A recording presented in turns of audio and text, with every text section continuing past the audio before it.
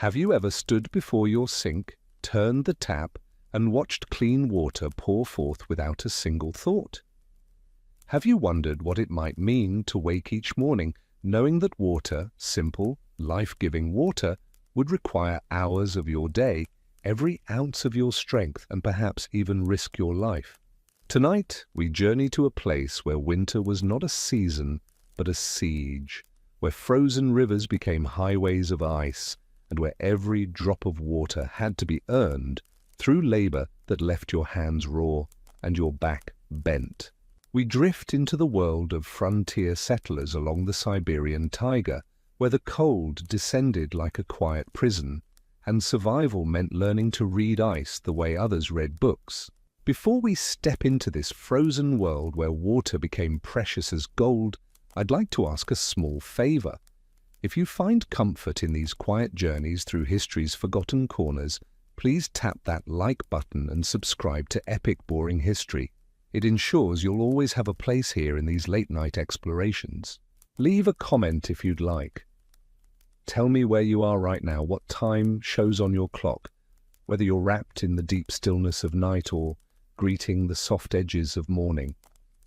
Now perhaps dim your lights, let the room grow quiet around you.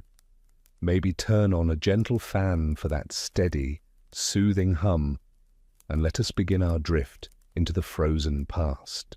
Imagine yourself in a place where the earth itself has turned against warmth. You are somewhere along the vast Siberian taiga in the 18th or 19th century, in a landscape so immense that it seems to swallow the very concept of human settlement.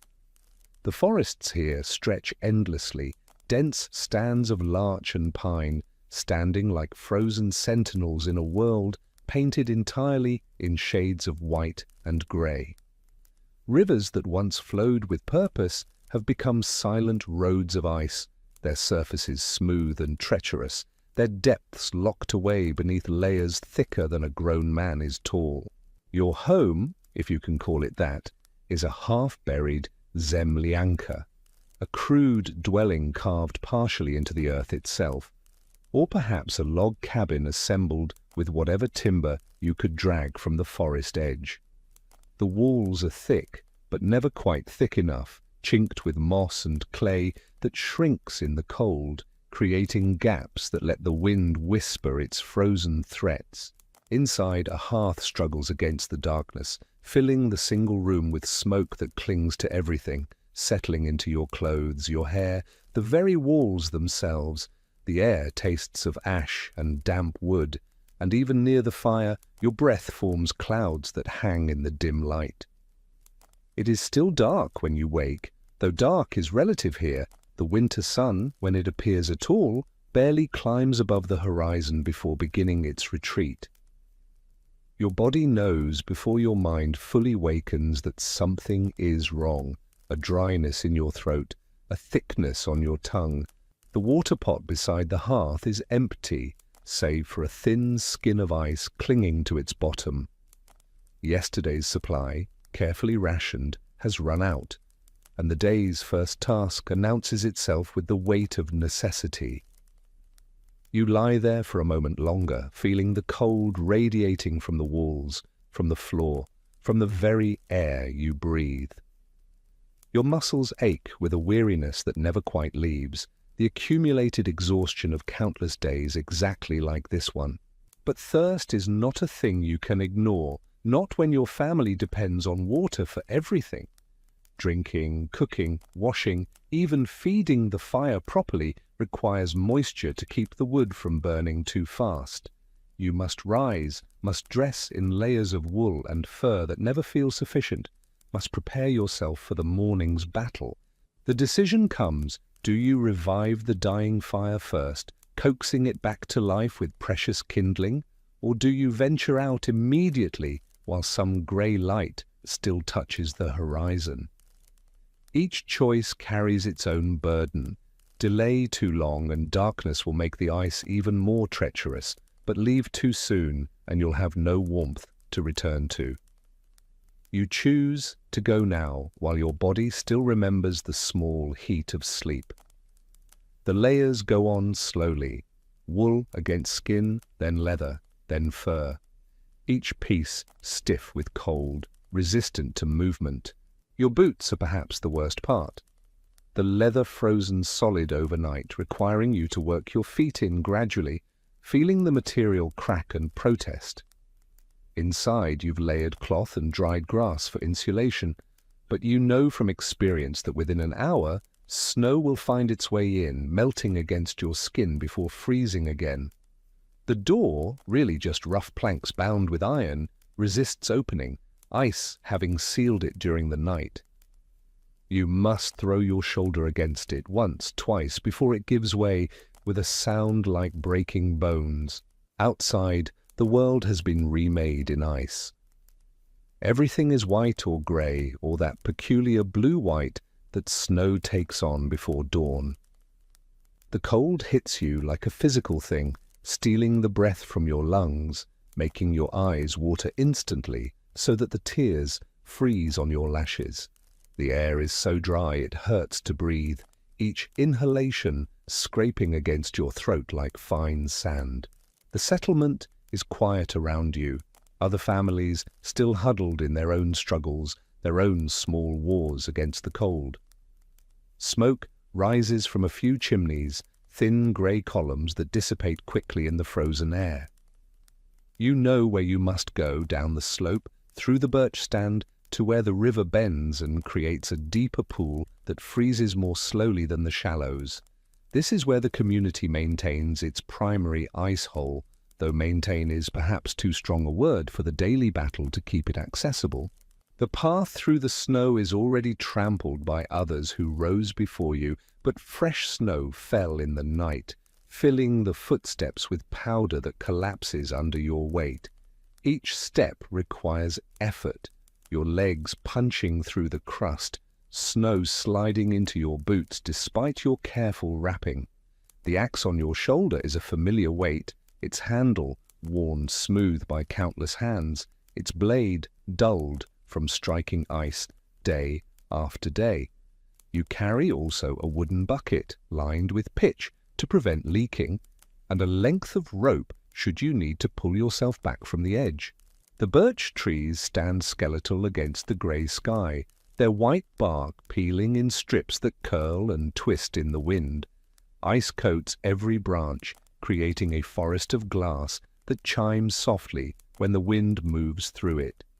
This sound, the tinkling of ice on wood, is one you've learned to read, a language of frozen things that tells you about temperature, about wind direction, about whether the day will bring more snow or just more cold.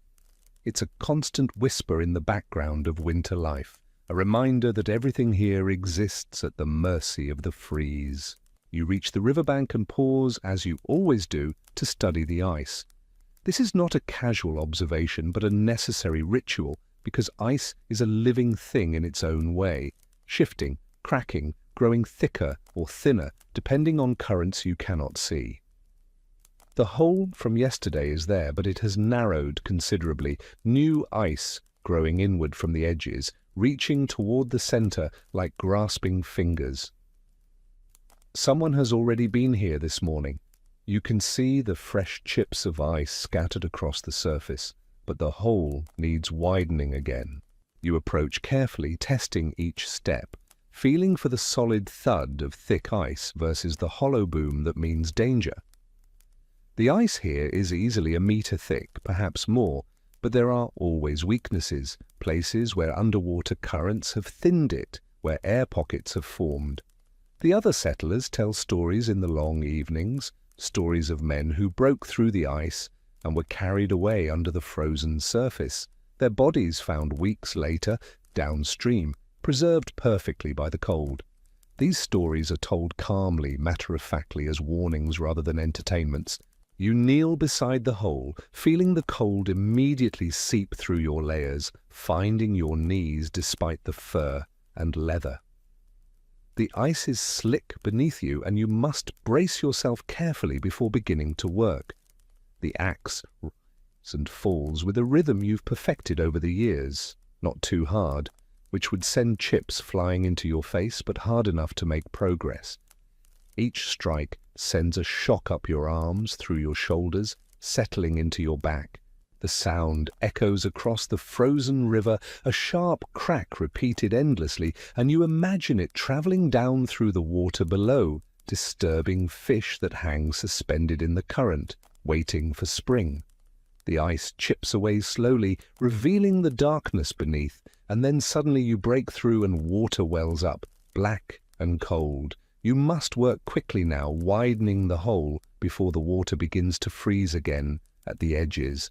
Your hands are already numb, the cold penetrating even through the thick mittens you wear. The bucket goes down into the hole and you feel the weight of water as it fills, heavier than it should be, as if winter has made even water more dense. You pull it up carefully, hand over hand, trying not to spill, because every drop wasted is more labor, more time in the cold. But the bucket is already beginning to freeze, ice forming on its exterior, where spray has splashed, crystals growing across the water's surface like strange flowers. You must move quickly now, must make the return journey before the water becomes too thick with ice to be useful. The walk back is harder than the walk out, the weight of the full bucket throwing off your balance, forcing you to move slowly, carefully. Snow continues to fall, fine, dry flakes that sting your exposed face, gathering in the creases of your clothing. Your shoulders ache from the weight, and you must stop several times to switch the bucket from one hand to the other, flexing your fingers to keep the blood moving. The settlement appears ahead, smoke rising from the chimneys now as morning truly begins, and you feel a small relief at the sight. But you know this is only the first trip of many. One bucket of water is barely enough for morning tea and a small amount for cooking. You will need to return at least twice more today, and if you want water for washing, even more than that. The snow must also be gathered, great piles of it scooped into pots and set near the fire to melt.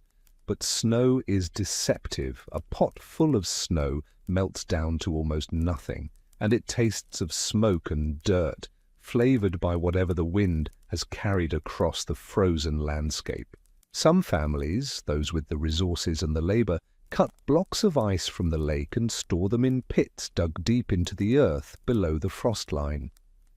These blocks melt slowly throughout the winter, providing a more reliable supply, but the work of cutting and hauling them is immense. The ice blocks must be cut with saws, long two-man affairs that require constant sharpening and endless patience. Each block weighs as much as a small child, and they must be loaded onto sleds and dragged across the snow, often in teams because no single person can manage the weight. The storage pits themselves are marvels of cold engineering, deep holes lined with stones and old logs, covered with layers of bark and earth to provide insulation. Inside these pits, the ice blocks stack like massive frozen bricks, waiting to be retrieved one by one as the winter progresses. You've done this work, spent days at the lake with other men from the settlement, working until your back screamed and your hands bled through your mittens. You felt the peculiar terror of standing on lake ice, knowing that below you lies water deep enough to swallow a church, ice that groans and cracks with sounds like distant thunder. Some settlements are blessed with access to underground springs, places where water rises from deep in the earth, still liquid even in the deepest cold. But these springs are rare, and the paths to them often dangerous, narrow tracks between rocks where snow gathers deep enough to swallow a person whole.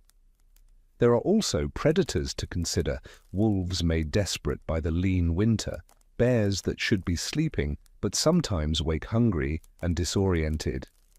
The springs attract animals just as they attract people, and encounters at these lonely water sources can turn deadly. You've heard stories of a spring 3 days' travel from here, where the water rises warm from the earth, creating a pocket of green even in winter, grass growing in a small circle around the opening. But 3 days in winter might as well be 3 years. The journey would require supplies you don't have, skills at navigation you haven't mastered, and so you return to your ice hole day after day, following the path your feet have worn into the snow, a groove that grows deeper as winter progresses until you're walking in a trench of your own making. The repetition becomes almost meditative. Wake, dress, walk, chop, carry, return. Your mind learns to drift during this work, traveling to warmer places, warmer times. You remember summer almost like a dream, the river flowing freely, water you could scoop with your hands, the luxury of washing your whole body, of drinking until your thirst was truly quenched. But those memories feel increasingly unreal as winter stretches on, as your world contracts to this cycle of ice and cold and the constant grinding labor of staying alive. Your hands bear the marks of this work, calluses layered upon calluses, cracks in your skin that never quite heal, fingers that ache in a way that has become normal. The community's relationship with the ice hole is complex, a mixture of cooperation and competition that sometimes erupts into conflict. There are unspoken rules about whose turn it is to widen the hole, who is responsible for clearing away the dangerous ice chips, who has the right to draw water first when multiple families arrive simultaneously. These rules are enforced by tradition and by the understanding that conflict here, in the cold, is a luxury no one can afford. But still, disputes arise, accusations that someone has taken more than their share, complaints that someone's careless chopping has made the hole more dangerous, whispers that certain families contribute less labor but take the same benefits. You've learned to arrive early to do your share of the maintenance work without being asked, to be generous in clearing the area so that others will find it safer. This is not kindness so much as survival strategy. Next week, it might be you who arrives weak with illness, who needs the ice hole to be clear and safe without having the strength to make it so. There are also fears about contamination, about what might be in the water that you're all drawing from the same hole. Animals drink here too. You've seen the tracks, the places where foxes and hares and larger things have approached in the night. Someone once pulled up a bucket and found it filled with blood, though whether this was from an injured animal or something that had died upstream, no one could say. For weeks afterward, families boiled their water obsessively, feeding precious wood to the fire to ensure safety, though the fuel cost ate into reserves that should have lasted until spring.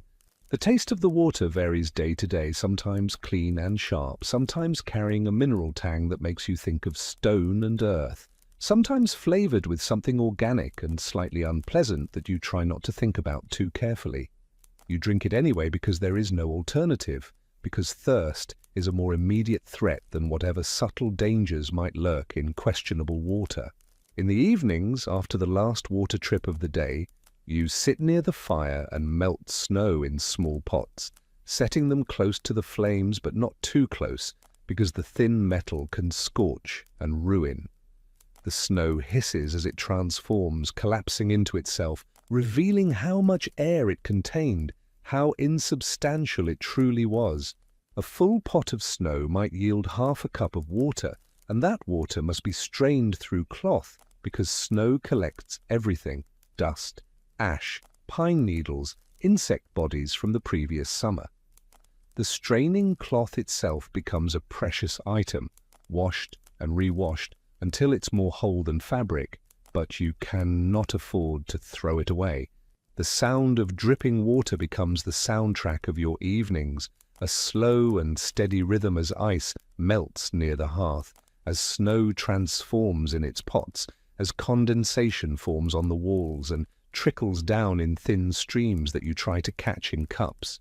Nothing is wasted. Every drop is precious.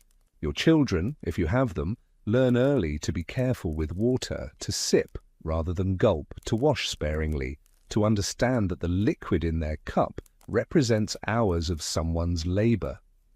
They grow up with a relationship to water that feels almost sacred, an awareness that will stay with them even if they someday live in places where water flows freely. At night, before you sleep, you must cover the ice hole with logs and branches, anything to keep animals from falling in, from contaminating the water source.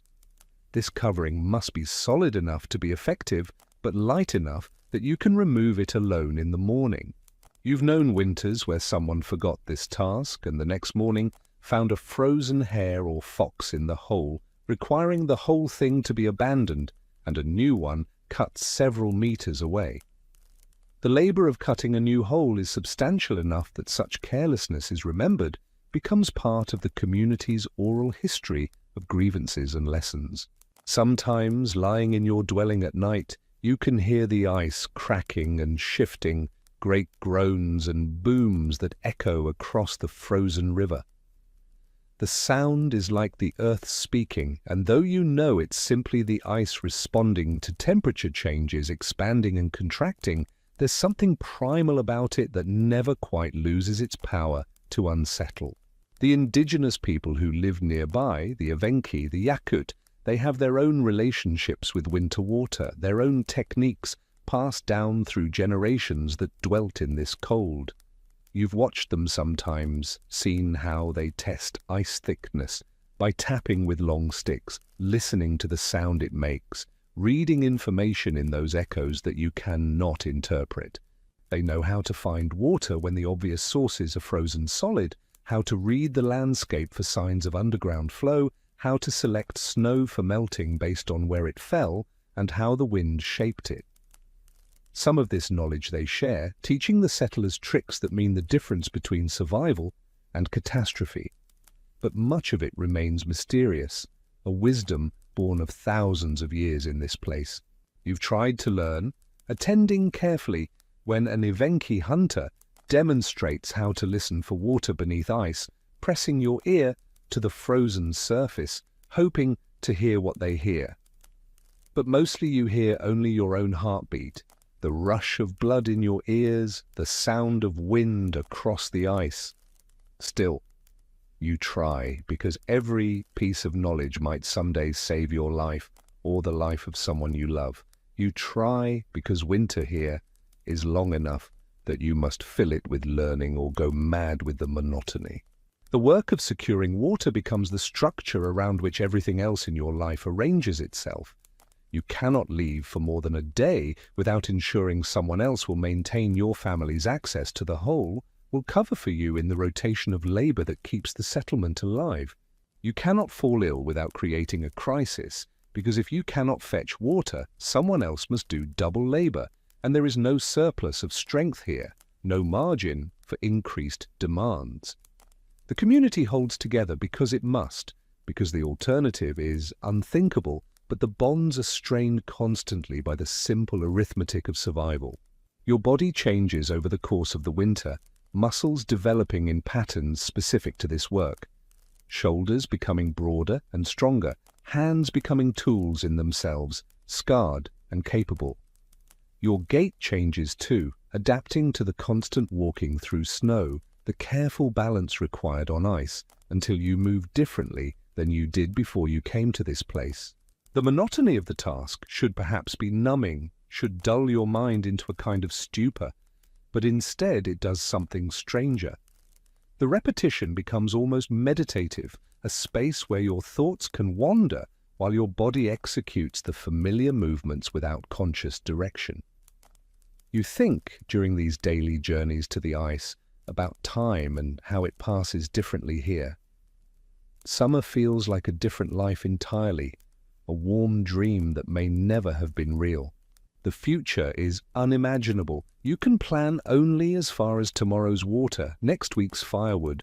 Beyond that lies a fog you cannot penetrate, and so you stop trying, learning to exist in the immediate present, in the weight of the bucket and the sound of your breath. This way of living marks you, changes something fundamental about how you understand the world. You learn that nothing comes easily, that every comfort has a labor cost, that luxury is not gold or silk, but rather the simple absence of immediate physical threat. And yet there are moments, rare and fleeting, when you stand at the ice hole just after dawn, when the light is grey and pink together, when your breath makes clouds that catch the color, and you feel something like peace. The landscape is terrible in its beauty, harsh and pure, and you are alive in it, still breathing, still capable of the work that keeps your family warm and fed. These moments don't erase the hardship, don't make the labor any less grinding, but they create small spaces of meaning, reminders of why you persist. The water, when you finally carry it home, becomes more than just liquid. It becomes proof that you can survive this, that you can continue, that tomorrow will bring the same struggles and you will meet them the same way. The seasons before this one blur together in memory, each winter similar enough to the last that they merge into a single extended experience of cold and labor. You remember your first winter here, how unprepared you were, how the reality of this place shattered whatever romantic notions had brought you to Siberia. Perhaps you came seeking land, drawn by promises of space and opportunity that glossed over the brutal truth of survival here.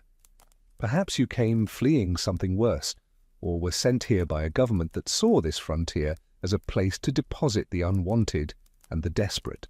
Whatever brought you, that first winter nearly killed you.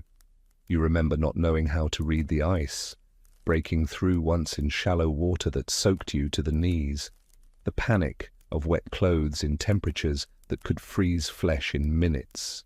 You remember the day your water bucket cracked from the cold, the precious liquid spilling across the snow before you could save it, the long walk back to cut more ice with nothing to show for the morning's labor.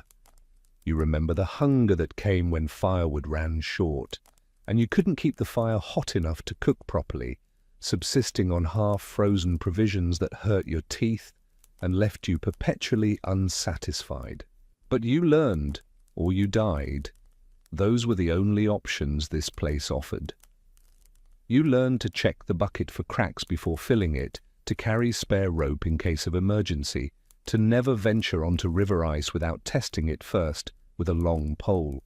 You learned which families could be trusted to share information about dangerous ice conditions, and which would hoard such knowledge, willing to let others take risks they themselves avoided. You learned that generosity and selfishness exist on a spectrum here, that people who seem kind in easy times might become dangerously self-interested when survival hangs in the balance.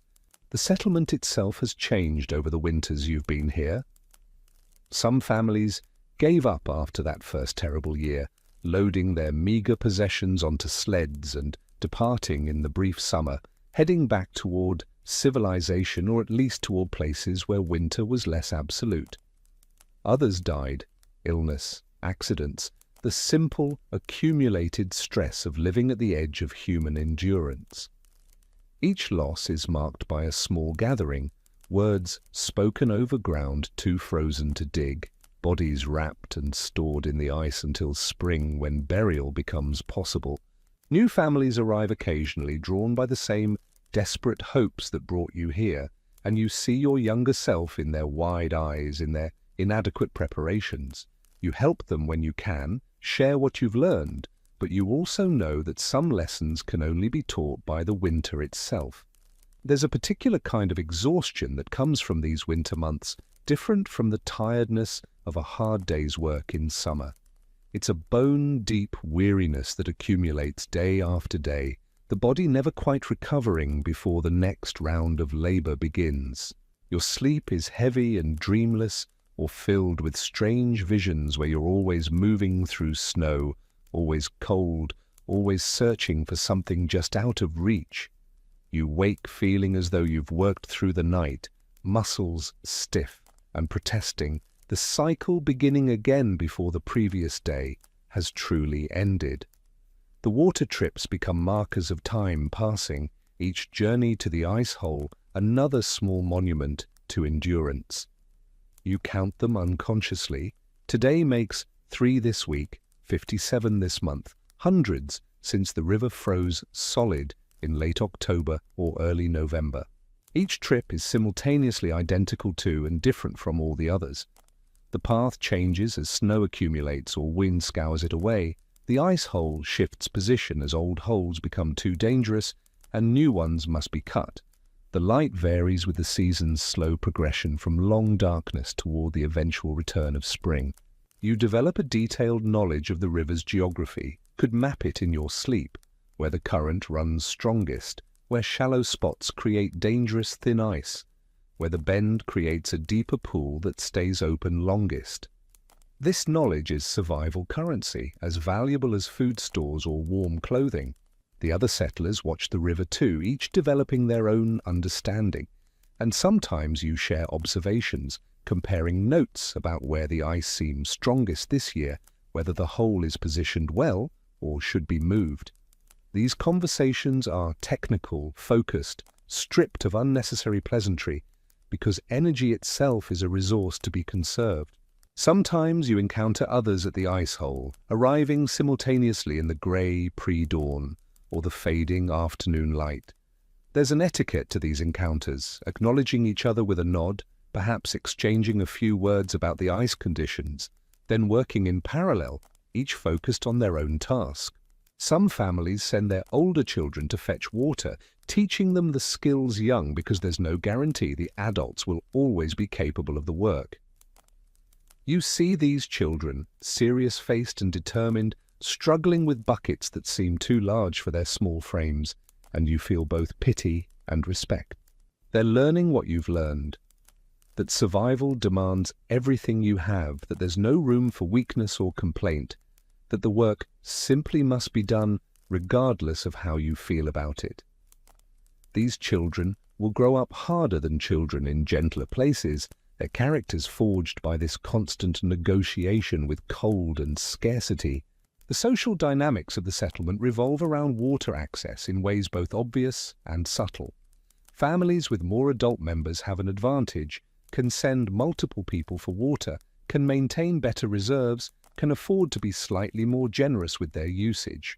Families with only one or two adults struggle perpetually, the mathematics of survival tipping against them with every illness, every injury, every day of bad weather that makes the journey more dangerous.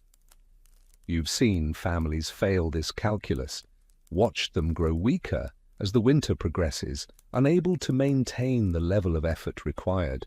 Sometimes the community rallies around such families, organizing shared labor, ensuring they have access to water, even when their own strength fails.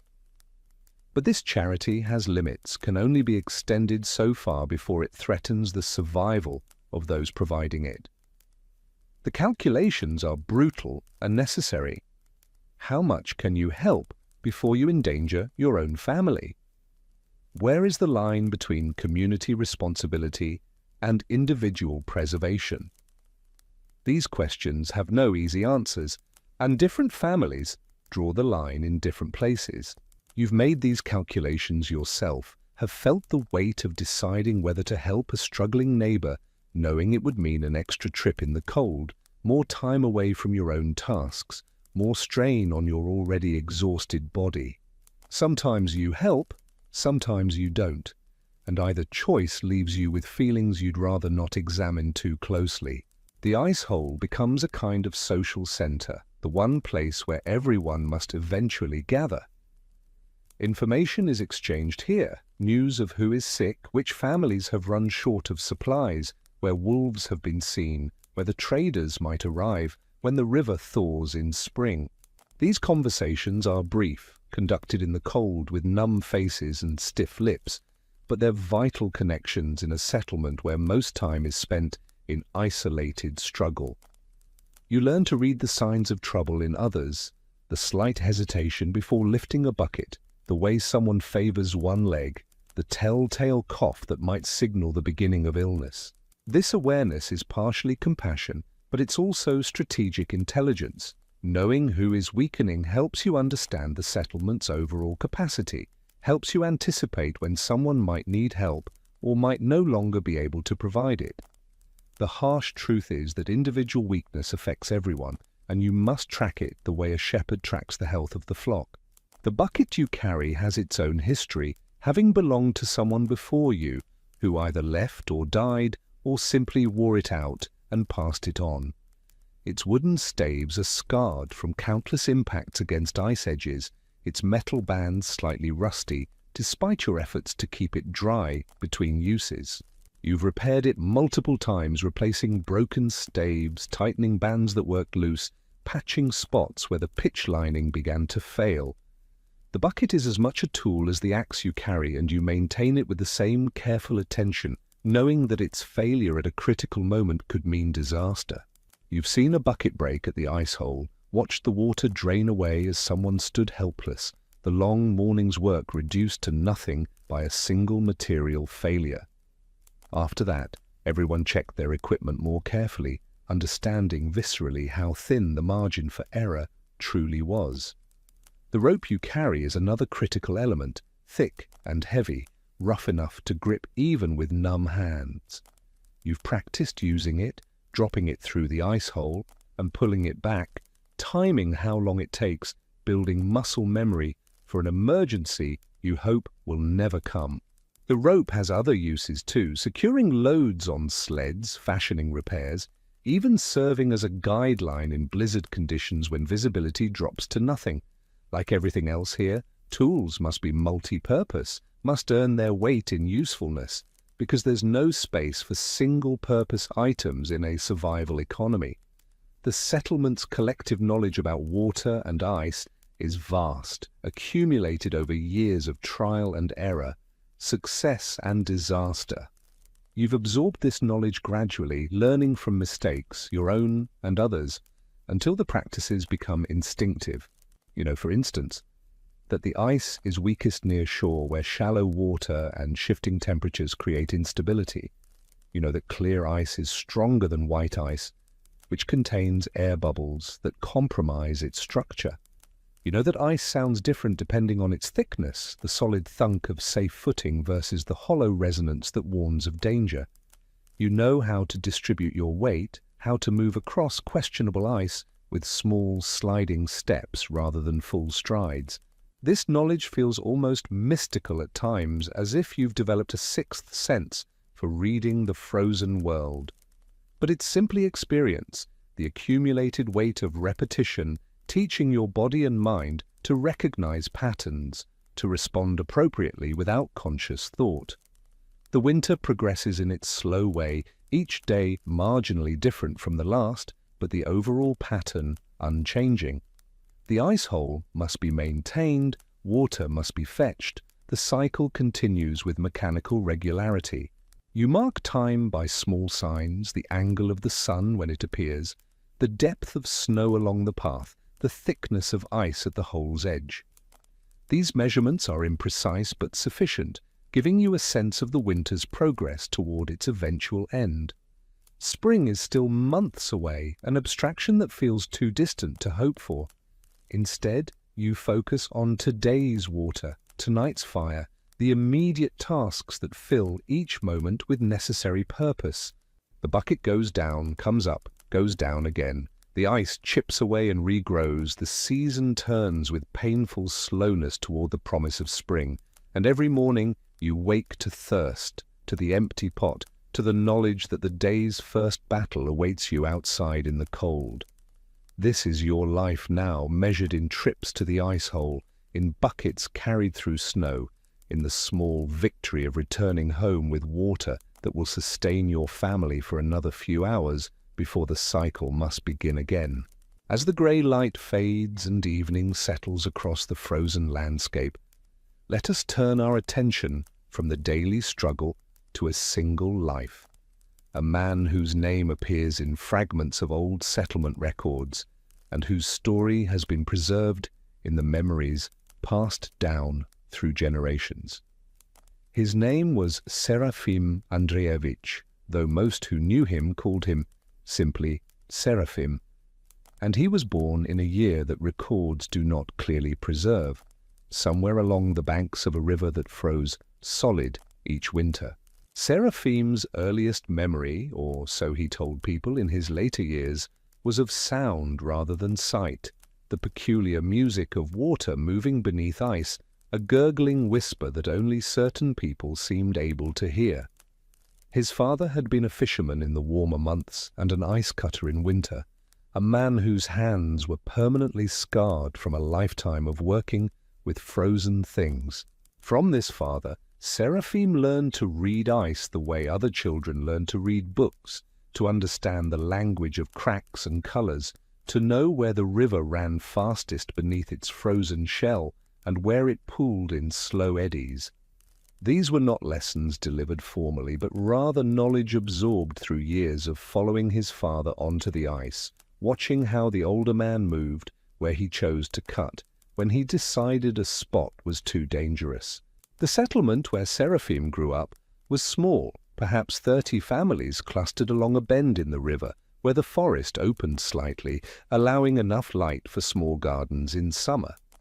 It was a place that appeared on no maps, a gathering of people who had come here fleeing something, debt, law, war, or simply the crowding of more established towns. In such a place, survival depended on cooperation and on the particular skills each person brought to the collective effort. Seraphim's father contributed his knowledge of water and ice, and young Seraphim absorbed this knowledge without realizing he was learning something that would define his entire life. The dwellings in this settlement were crude affairs, built from whatever materials the forest provided, and whatever could be salvaged from the rare trader who passed through. Logs chinked with moss and clay formed walls that leaked cold air through 100 invisible gaps, and roofs of layered birch bark shed snow, but allowed smoke to escape only grudgingly. Each family's survival depended on the others in ways that were understood without being spoken. When one household's stores ran low, neighbors shared without expectation of immediate return, knowing their own turn for need would come. The settlement operated on a kind of informal economy, where debts were remembered but rarely called in, where labor was exchanged for labor, and where the wealthy man was simply the one who had enough to survive until spring. Seraphim's mother, whose name appears in even fewer records than his father's, was skilled in the preparation of foods that could endure the winter: fish dried to leather consistency, berries preserved in their own sugars, mushrooms that could be reconstituted months after picking. She worked with an efficiency born of necessity, her hands moving through tasks with the automatic precision of someone who understood that wasted effort in summer meant hunger in winter. When Seraphim was perhaps 12 or 13, again, records are unclear, and he himself could never remember exactly, a group of Evenki hunters made camp near the settlement for several weeks. The Evenki moved through these territories following reindeer herds and trading furs, and they carried with them knowledge that stretched back further than any Russian settlement, back to times when the entire landscape was indigenous domain. Seraphim was drawn to these visitors with a fascination that bordered on obsession. While other settlement children kept their distance, wary of people who spoke a different language and followed different customs, Seraphim spent every moment he could near their camp, watching, listening, trying to understand. The Evenki, for their part, seemed amused by this quiet boy who appeared each morning and sat motionless for hours, observing how they worked leather, how they prepared food, how they read weather in the sky. One of the hunters, an older man whose name Seraphim never learned to pronounce correctly, began to teach him small things, not formally, but through gestures and demonstrations. Their camp was arranged in a pattern that seemed random to Russian eyes, but which Seraphim gradually understood, followed principles of wind direction, water access, and sight lines that maximized comfort and safety. The tents they erected were ingenious constructions of hide and wood, designed to be assembled quickly and taken down completely, leaving almost no trace of their presence. Most importantly, this hunter showed Seraphim how to find water in winter when conventional sources failed. The technique involved a kind of listening that went beyond ordinary hearing, a way of reading the land that combined observation, intuition, and knowledge of how water moved underground. The hunter would walk slowly across the snow, sometimes tapping a long stick against the ground, sometimes simply standing still with his eyes closed, his whole body seeming to concentrate on some signal Seraphim couldn't yet perceive. Then he would nod, mark a spot, and begin to dig, and almost always they would find water, sometimes a spring, sometimes just damp earth, but always something. The hunter spoke very little Russian, and Seraphim knew no Ivenki, but they communicated through a vocabulary of gestures and demonstrations that proved surprisingly effective. When the hunter wanted to show Seraphim something about the land, he would simply begin doing it, moving with deliberate slowness so the boy could observe each step, each decision. Seraphim practiced this in secret, embarrassed to be seen attempting something that might look like foolishness if he failed. He would go out alone, away from the settlement, and try to quiet his mind enough to sense what the hunter had sensed, to hear what he called the voice of water beneath the earth. For months he found nothing but his own frustration and increasingly cold feet from standing motionless in the snow. But gradually, slowly, something began to shift in his perception. Or perhaps he simply learned to interpret sensations that had always been there, but that he had never understood as meaningful. He began to notice how certain areas of snow melted slightly faster than others, how vegetation showed different patterns even under the white blanket of winter, how the sound of wind changed when it blew across different types of ground. These were subtle things, easy to miss, but once he began seeing them, they appeared everywhere. The forest itself became a text he could read, where the density of certain trees indicated underground moisture, where the presence of particular shrubs suggested springs that never froze completely. He learned that ravens and other birds often knew where water could be found, that their flight patterns in winter sometimes traced invisible lines to sources humans had overlooked. His first real success came in his 16th year, during a winter that started early and showed no signs of ending. The settlement's primary ice hole had become unreliable, the water beneath flowing more slowly, and there were concerns that the river itself might be freezing solid in places. Seraphim suggested to his father that there might be a spring in a particular spot, about half a verst from the settlement, in a small valley he had passed many times without giving it special attention. He couldn't explain exactly why he thought this. Something about the way the snow lay there, the density of small shrubs that grew in the area, a feeling that he knew sounded foolish when put into words. His father, perhaps out of desperation more than confidence, agreed to investigate. They went together along with 2 other men from the settlement, carrying shovels and axes, prepared for what would likely be wasted labor. The walk to the spot took longer than expected, as they broke trail through snow that had drifted deep in the night's wind. The men grumbled quietly, not quite complaining, but making it clear they considered this a fool's errand, and Seraphim felt the weight of their skepticism like a physical burden. But when they began to dig where Seraphim indicated, breaking through the frozen surface layer, they found damp earth beneath, and then dampness became wetness, and then water began to pool in the hole they had created. It was not a dramatic gushing spring like something from a story, but rather a steady seeping cold water rising from somewhere deep below, enough to fill a bucket if you were patient. This discovery changed how the settlement saw Seraphim, elevated him from simply Andrei's quiet son to someone with a valuable, almost mysterious ability. But more importantly, it changed how Seraphim saw himself, gave him a role and a purpose in the community's endless struggle against winter. Over the following years, he refined his skills, learning to distinguish between different qualities of water, to judge which sources would remain accessible throughout the hardest freezes, and which would fail when the cold deepened.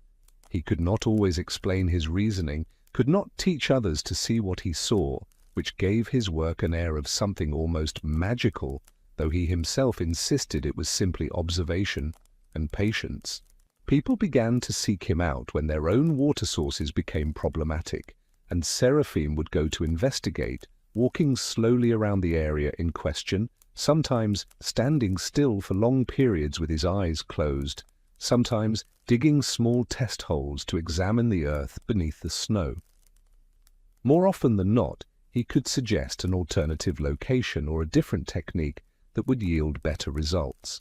He developed a reputation for being able to sense not just where water was, but what kind of water, whether it would be sweet or brackish, whether it would remain liquid in the deepest cold, whether drawing from it would cause the source to fail. These distinctions mattered enormously in a place where the wrong water source could mean illness or death.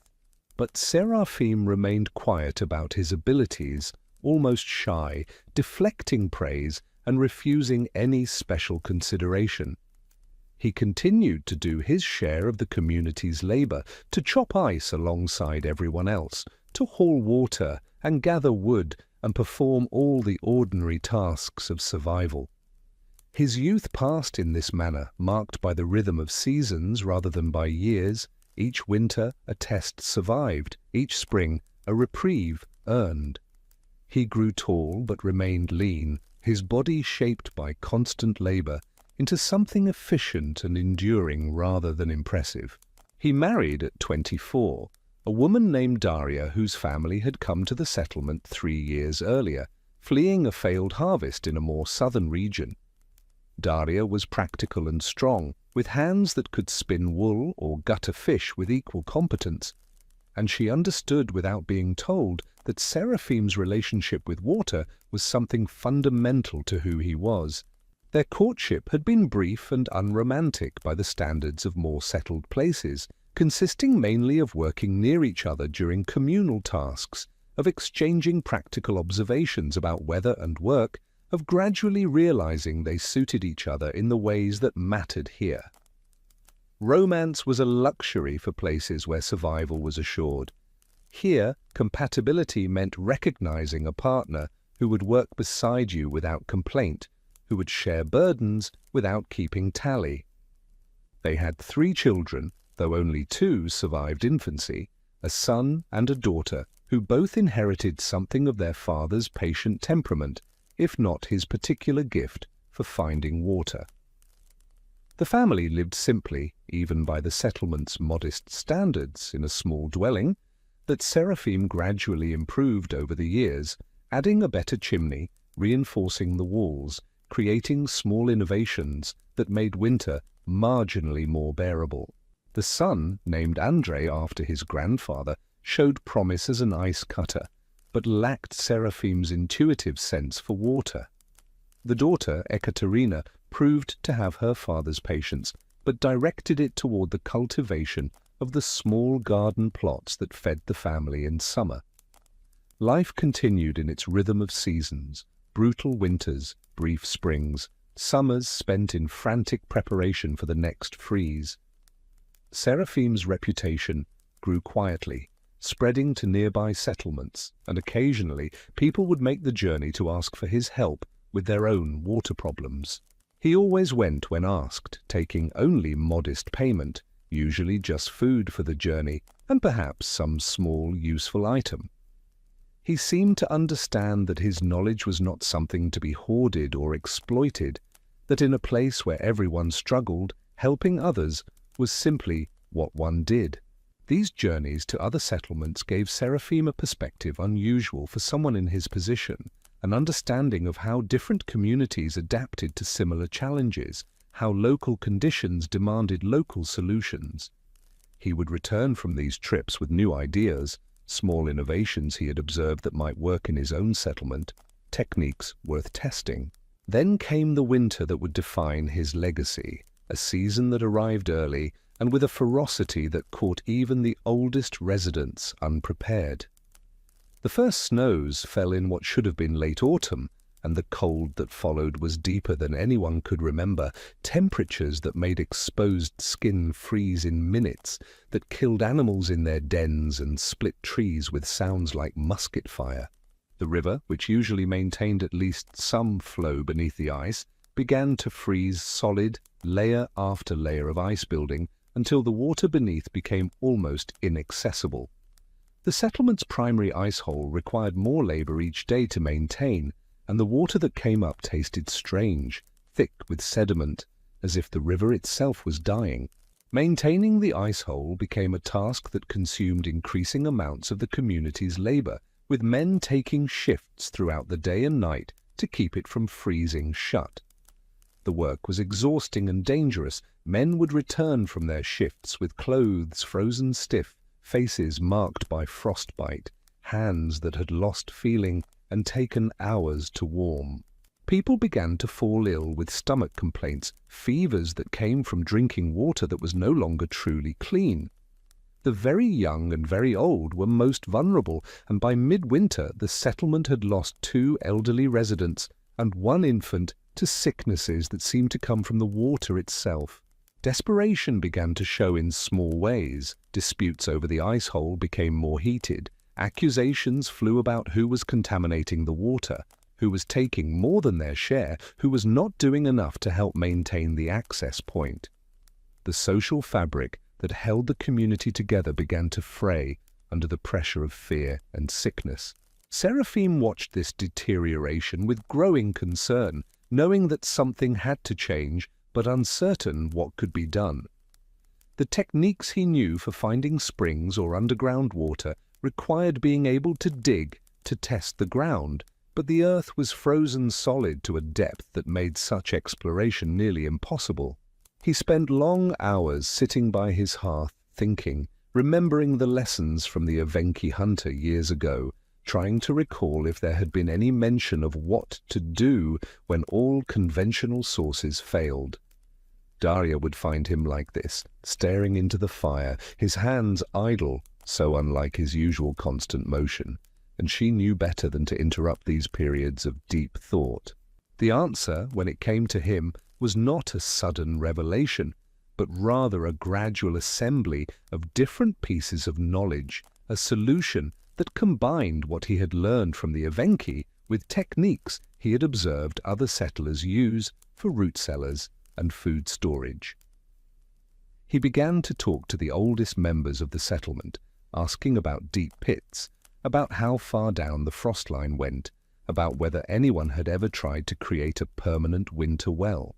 The idea he developed was ambitious, perhaps even foolish, to dig a pit deep enough to reach below the frost line, to line it with materials that would insulate against the cold, and to create what he called an ice chimney, a layered structure that would allow access to water that remained liquid even in the deepest freeze. The concept was partly indigenous knowledge, partly his own innovation, and partly pure hope that something might work where conventional methods were failing. When he presented this idea to the settlement council, an informal gathering of family heads that met when important decisions needed to be made, the response was mixed. Some saw potential in Seraphim's proposal, others saw only wasted labor, precious energy spent on what might turn out to be a useless hole in the ground. There were also darker concerns whispered rather than spoken openly. Some of the settlers were suspicious of indigenous techniques, seeing them as somehow ungodly or dangerous, incompatible with Christian settlement. There were mutterings about whether Seraphim had learned too much from the native people, whether his methods relied on something other than good orthodox knowledge. These suspicions had always existed at the edges of the community's regard for Seraphim, but desperation had usually kept them quiet. One of the older men, a former soldier who had come north to escape his past, argued loudly that they should trust proven Russian methods, that innovations in such desperate times were invitations to disaster. Others pointed out that proven methods were currently failing, that children were dying, that something had to change. Seraphim listened to all objections with his characteristic patience, never arguing forcefully, never insisting that his way was the only way. He simply explained what he wanted to try, why he thought it might work, and what would be required in terms of labor and materials. In the end, it was the death of another child, a girl of 5 who had been healthy until the strange fevers began, that tipped the decision. Her parents stood before the council, grief making them old overnight, and asked simply whether they were going to try something new or continue watching their children die. Work began the next day, with Seraphim directing a crew of the strongest men in the settlement. They chose a spot he indicated, somewhat away from the river, but in an area where he felt confident underground water still moved, and they began the brutal work of breaking through frozen earth. The digging was agony. The ground fought every strike of the pick, every thrust of the shovel. They built fires to thaw the earth layer by layer, making progress measured in finger widths rather than feet, working in shifts because no one could sustain such labor for more than an hour at a time. The fires had to be carefully managed, hot enough to soften the earth, but not so hot they wasted precious fuel or created unstable ground around the pit's edges. Wood that should have been saved for cooking and heating was consumed by this project, a calculated gamble that either the ice chimney would work or they would face spring with depleted stores. Seraphim worked alongside them, his quiet presence somehow steadying, his occasional adjustments to the pit's dimensions or the fire's placement made with such confidence that doubt began to fade. They dug for days, then weeks, going down further than any root cellar, creating a shaft that descended into darkness. At certain depths, Seraphim would call for a halt and would examine the earth they were removing, sometimes tasting it, sometimes just feeling its texture between his fingers, reading information that no one else could interpret. Twice he had them adjust the angle of the digging, following some underground contour only he could sense. The men who worked the deepest sections of the pit did so by rope and pulley, lowered into darkness where the air itself felt different, heavier, where the sound of their picks seemed to echo strangely. They emerged from these shifts exhausted not just from physical labor, but from the strange psychological weight of working so far beneath the surface. When they reached what Seraphim judged to be sufficient depth, perhaps 3 times the height of a man, the character of the earth had changed, becoming damper, darker, and when they left the pit overnight, water seeped in from the bottom, pooling in a way that suggested a source rather than mere seepage. This was the sign Seraphim had been hoping for, evidence that they had reached a layer where water still moved, despite the freeze above. Now began the more delicate work of lining the pit. Seraphim had them place carefully selected stones at the bottom, creating a filter through which water could rise, but which would trap sediment. Above this, they constructed a framework of wood, thin logs chosen for their straightness and stripped of bark, creating a cage-like structure that would prevent the walls from collapsing. The innovation came in how Seraphim had them insulate this structure, using layers of different materials in a sequence he had carefully planned. First came a layer of fine clay, worked during the day when the air was slightly warmer, pressed into place to create a seal. Then came moss gathered from the forest, dried and packed tightly, providing insulation and filtering. Then, most unusually, came a layer of ice itself.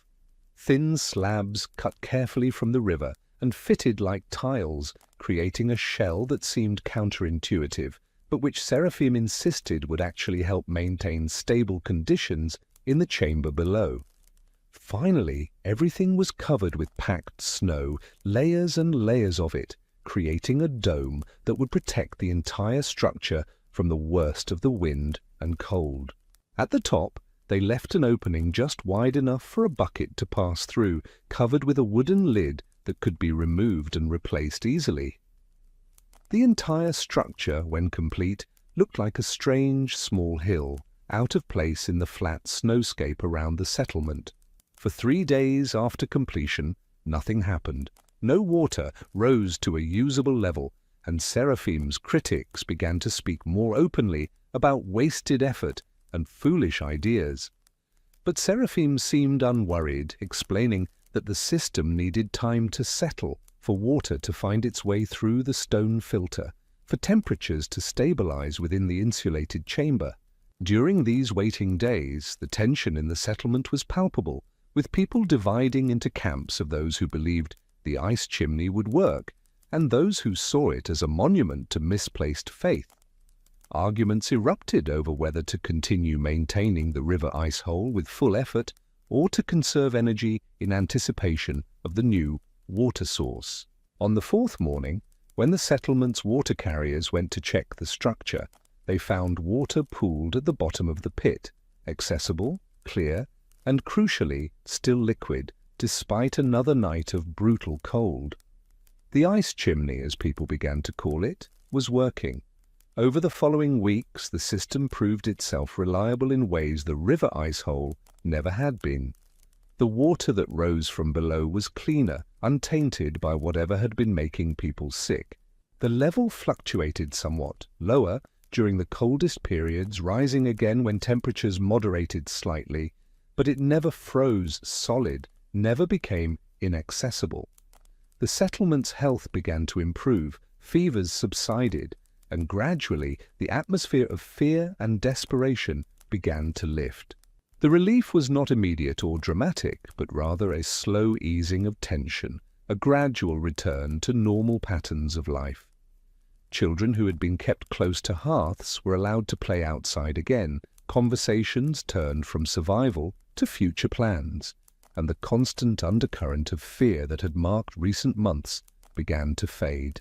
Seraphim accepted the gratitude quietly, deflecting credit toward the community effort, toward the Evenki hunter who had taught him to listen for water all those years ago, toward simple luck and God's grace. He was uncomfortable being treated as a hero, preferred to return to his ordinary routines, to the daily labor that defined everyone's life here. But something had shifted in how the settlement regarded indigenous knowledge, how they understood that survival in this harsh place might require learning from those who had lived here longest. The suspicions didn't vanish entirely. Old prejudices rarely die completely, but they were tempered by the evidence of the ice chimney, by the water that saved lives. The technique spread, slowly at first, then more quickly as other settlements faced their own water crises. People would arrive seeking Seraphim's guidance, and he would try to explain the principles, though he always emphasized that each location was different, that what worked here might not work elsewhere, that observation and patience were more important than any specific technique. He never claimed to have invented something entirely new. He was always careful to credit the indigenous knowledge that formed the foundation of his work, to remind people that he was simply adapting older wisdom to new circumstances. But in his quiet way, he had created a bridge between different ways of knowing, different approaches to the eternal problem of survival in the cold. The years that followed were not easy. Winter remained winter, brutal and long, but the settlement endured, and Seraphim's ice chimney remained a centerpiece of their water strategy. Other innovations followed, inspired by the success of the first pit, variations designed for different soil types or different depths to groundwater. Some settlements tried to replicate the structure exactly and found it didn't work in their location. Others adapted the principles to their own circumstances and found success. Gradually, a body of knowledge accumulated about deep winter wells, about insulation techniques, about reading the land for underground water, and much of this knowledge traced back, directly or indirectly, to Seraphim's work. Seraphim grew older, his hair going white early, his hands becoming even more scarred and weathered than his father's had been. He trained his son in water-finding techniques, though the boy never quite developed the same intuitive sense, the same quiet confidence in reading the land. But the knowledge was passed on, written down in careful notes by the settlement's one literate member, preserved in the memory of those who had watched Seraphim work. In his later years, Seraphim became a source of other kinds of knowledge as well. People sought his advice on building, on where to plant gardens, on how to read weather signs. He had become, without seeking the role, one of the settlement's elders, a person whose judgment was trusted, whose calm presence could diffuse disputes before they escalated into real conflict. His reputation for fairness, for refusing to take sides in personal feuds, made him valuable as a mediator when neighbors quarreled or when difficult decisions needed to be made. When disputes arose over boundaries, over debts, over the interpretation of agreements made months or years earlier, people would ask Seraphim to listen and offer his perspective. He would hear both sides patiently, asking occasional questions, never rushing to judgment, and then would offer observations that often revealed solutions neither party had considered. He died in his 63rd year, which was old for a place where lives were often cut short by accident or illness, or simply the accumulated wear of endless labor. He died in his sleep, on a spring night when the ice was beginning to break on the river, when the sound of running water, the sound he had loved his entire life, could be heard through the window. They buried him on a small rise overlooking the river, in a spot he had apparently chosen years earlier, marked by a simple wooden cross that bore his name and the years of his life.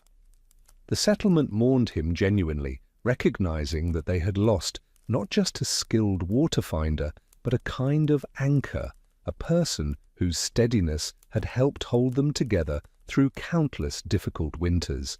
In the years after his death, people would visit his grave when facing difficult decisions, particularly those involving water or winter preparation. It was not exactly prayer. Few thought Seraphim had been a saint, but rather a way of remembering his approach to problems, his patience, his willingness to learn from any source. The ice chimney he built outlasted him by many years, requiring periodic maintenance, but proving remarkably durable. Eventually, as the settlement grew and new technologies arrived, it was supplemented by other methods, but it was never abandoned, remaining a reminder of what could be accomplished through observation, patience, and the willingness to learn from those who held older knowledge. Seraphim's story, such as it was, became part of the settlement's oral history, told on winter nights when families gathered around their fires and stories helped pass the long, dark hours. The details varied with each telling. Some versions made him more heroic, others emphasized different aspects of his character, but the core remained consistent. Here was a man who listened, who learned, who shared what he knew without seeking glory or profit. Here was someone who understood that survival in a harsh place required cooperation, required setting aside prejudice, required recognizing that wisdom could come from unexpected sources. And here was someone who spent his life solving the simple, endless problem of water, finding it, accessing it, making it available so that others might live. In a place where every day was a struggle, where grand achievements were impossible and survival itself was accomplishment enough, Seraphim had done what he could with what he had, and that had been enough. The river still flows past the settlement, or what remains of it now, for such small places often fade as times change and people move to larger towns or different opportunities. But traces remain, foundations of old buildings, the outline of the ice chimney pit now collapsed, but still visible to those who know what to look for.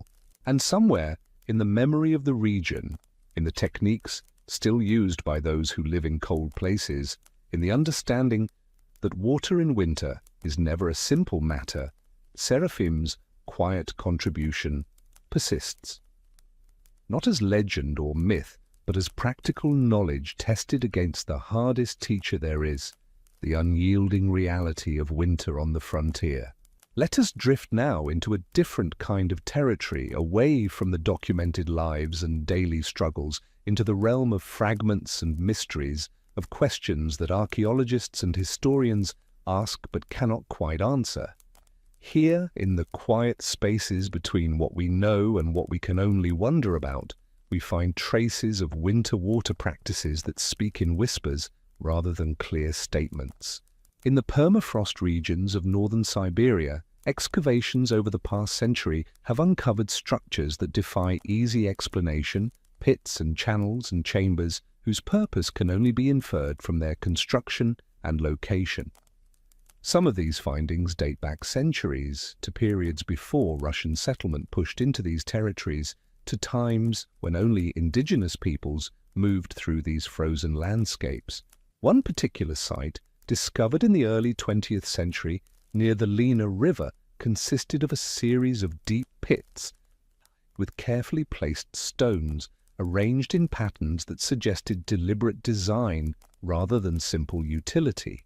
The pits descended far below what would be necessary for food storage, reaching depths where the permafrost boundary created unique conditions, places where temperature remained relatively stable regardless of surface weather.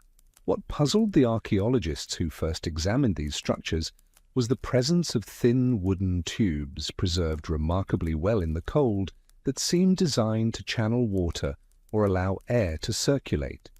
The tubes were crafted from hollowed birch branches, fitted together with a precision that spoke of skilled hands and deep understanding of materials. Some researchers interpreted these as ancient wells, sophisticated versions of the ice chimneys that later settlers would independently develop. Others suggested they might have served ceremonial purposes, that the depth and complexity indicated spiritual significance beyond mere water access. The debate continues, made more complex by the fact that similar structures appear across a vast geographical range, from the Ural Mountains to the Pacific coast, suggesting either widespread cultural exchange or independent development of comparable solutions to similar problems. No written records explain their purpose, no oral histories have survived to clarify the builders' intentions. What remains are the structures themselves, silent and ambiguous, and the evidence of use, wear patterns on the stones, organic residues that analysis reveals to be consistent with water storage, occasional artifacts found at various depths within the pits. These objects, carved bone tools, fragments of decorated pottery, small stones with unusual markings, add layers of mystery rather than clarity. In one pit, excavators found what appeared to be a carefully arranged collection of fish bones, each bone positioned with evident intention, forming a pattern that might have been decorative or might have held meaning now lost. The fish species represented were those that lived in deep, cold water, species that would have been difficult to catch in winter, but which indigenous fishers knew how to locate beneath the ice. This discovery led to speculation about the relationship between winter fishing and water access, about whether these pits might have served multiple purposes, providing water while also creating access points for fishing lines that could reach depths where fish congregated during the coldest months. The theory is plausible but unproven, one interpretation among many. The positioning of these fish bones suggests a level of care that goes beyond casual discard, beyond the simple accumulation of refuse from meals consumed nearby. Each vertebra, each rib, each delicate bone from the skull had been placed with what appears to be deliberation, creating a radial pattern that spread outward from a central point like ripples on water. The fact that the bones came from different individual fish, caught at different times as indicated by their varying stages of weathering before deposition, suggests that this arrangement was built up gradually, perhaps over an entire winter season or even across multiple years. Modern ichthyologists examining the species composition of these bone collections note that they represent fish known to aggregate in specific thermal layers during winter, fish that require precise knowledge of underwater topography and current patterns to locate. The presence of these particular species indicates not just fishing success but sophisticated understanding of aquatic ecology under ice, knowledge that would have been accumulated over generations of careful observation and transmitted through teaching and practice. The indigenous peoples of these regions, the Evenki, the Yakut, the Buryat, and many others, possessed knowledge systems developed over thousands of years, ways of understanding the land and water and cold that were transmitted orally and through practice rather than written texts. Much of this knowledge has been lost or exists now only in fragments, remembered by elders whose numbers diminish with each generation. What has been documented by anthropologists and ethnographers, often recorded decades or centuries after contact with Russian settlers began changing traditional ways of life, suggests sophisticated approaches to winter water that combined practical engineering with cultural beliefs and practices that were inseparable from the technical aspects. Water was not simply a resource to be extracted, but rather something alive, something that required respect and proper treatment. The concept of water as a living entity, present in many indigenous belief systems, shaped every aspect of how water was approached, accessed, and used. This was not mere superstition or poetic metaphor, but a practical framework that encouraged sustainable practices, that built caution and respect into every interaction with water sources, that made people think carefully before altering or contaminating the sources upon which their survival depended. When water is understood as alive, as possessing agency and the capacity to respond to how it is treated, people become more mindful of their actions, more attentive to signs of water's health or distress, more invested in maintaining the relationships that ensure continued access. These belief systems functioned as sophisticated ecological management practices, even if they were not articulated in the language of modern conservation biology. The Evenki, for instance, had specific techniques for listening to ice, for determining where water still flowed beneath the frozen surface. This involved not just the mechanical act of tapping with sticks, but also a state of attention, a way of focusing one's awareness that was described in terms that sound almost meditative.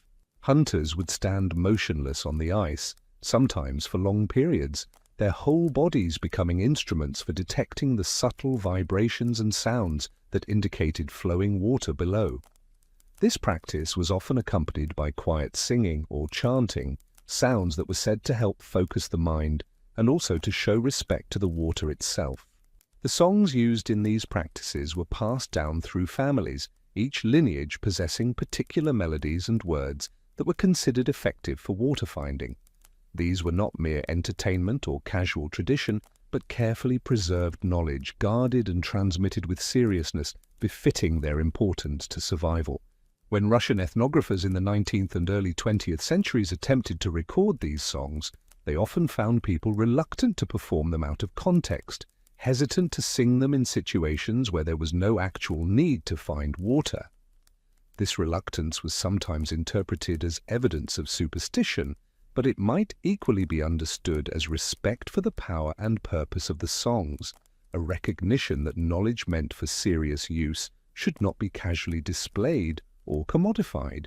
The Yakut people, who lived in some of the coldest inhabited regions on Earth, developed methods for testing ice thickness that involved reading color and texture with extraordinary precision. They understood that ice was not uniform, that currents and temperature variations created zones of different strengths, and they could identify these zones through observation of subtle visual cues that outsiders could not perceive. They also had beliefs about ice spirits, entities that were thought to inhabit the frozen rivers and who could be helpful or dangerous depending on how they were approached. Before cutting into ice to access water, offerings might be made, drops of kumis, small pieces of food, or simply words of respect spoken quietly. These practices might be dismissed as superstition by those who see only the practical challenges of winter water access, but they served important functions in maintaining careful, mindful approaches to dangerous work. The rituals slowed people down, made them attentive, reduced the likelihood of careless mistakes that could lead to breaking through weak ice or contaminating water sources. The psychological value of ritual in dangerous activities should not be underestimated, even from a purely secular perspective. The moments of pause, the deliberate actions, the focused attention required by ceremonial behavior, all of these create mental states conducive to careful work, to noticing details that might otherwise be overlooked in haste or distraction. Modern safety protocols in industrial settings serve similar functions, creating moments of deliberate check and verification before beginning hazardous operations.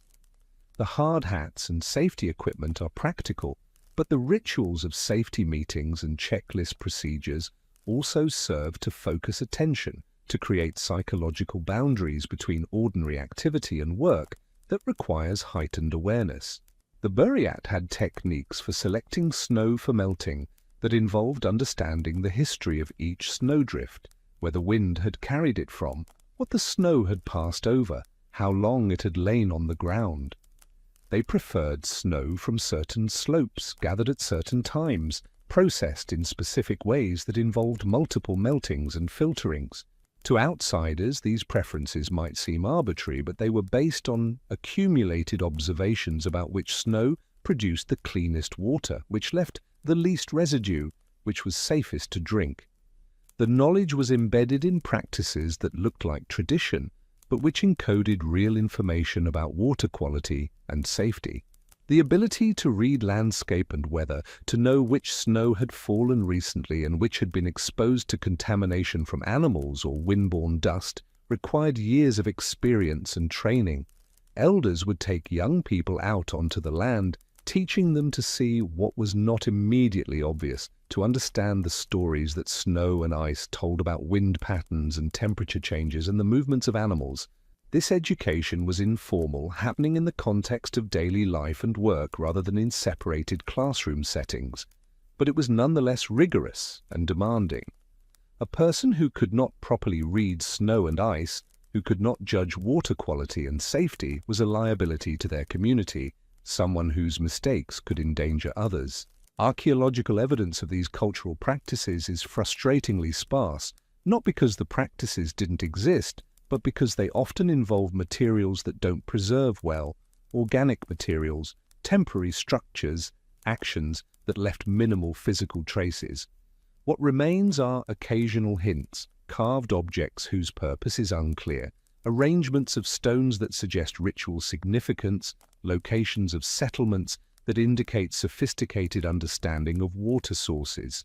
One of the most intriguing mysteries involves what researchers have called blue ice, a phenomenon observed in some of the ancient storage pits where ice appears to have taken on an unusual color, a deep blue-green that doesn't match typical ice formations.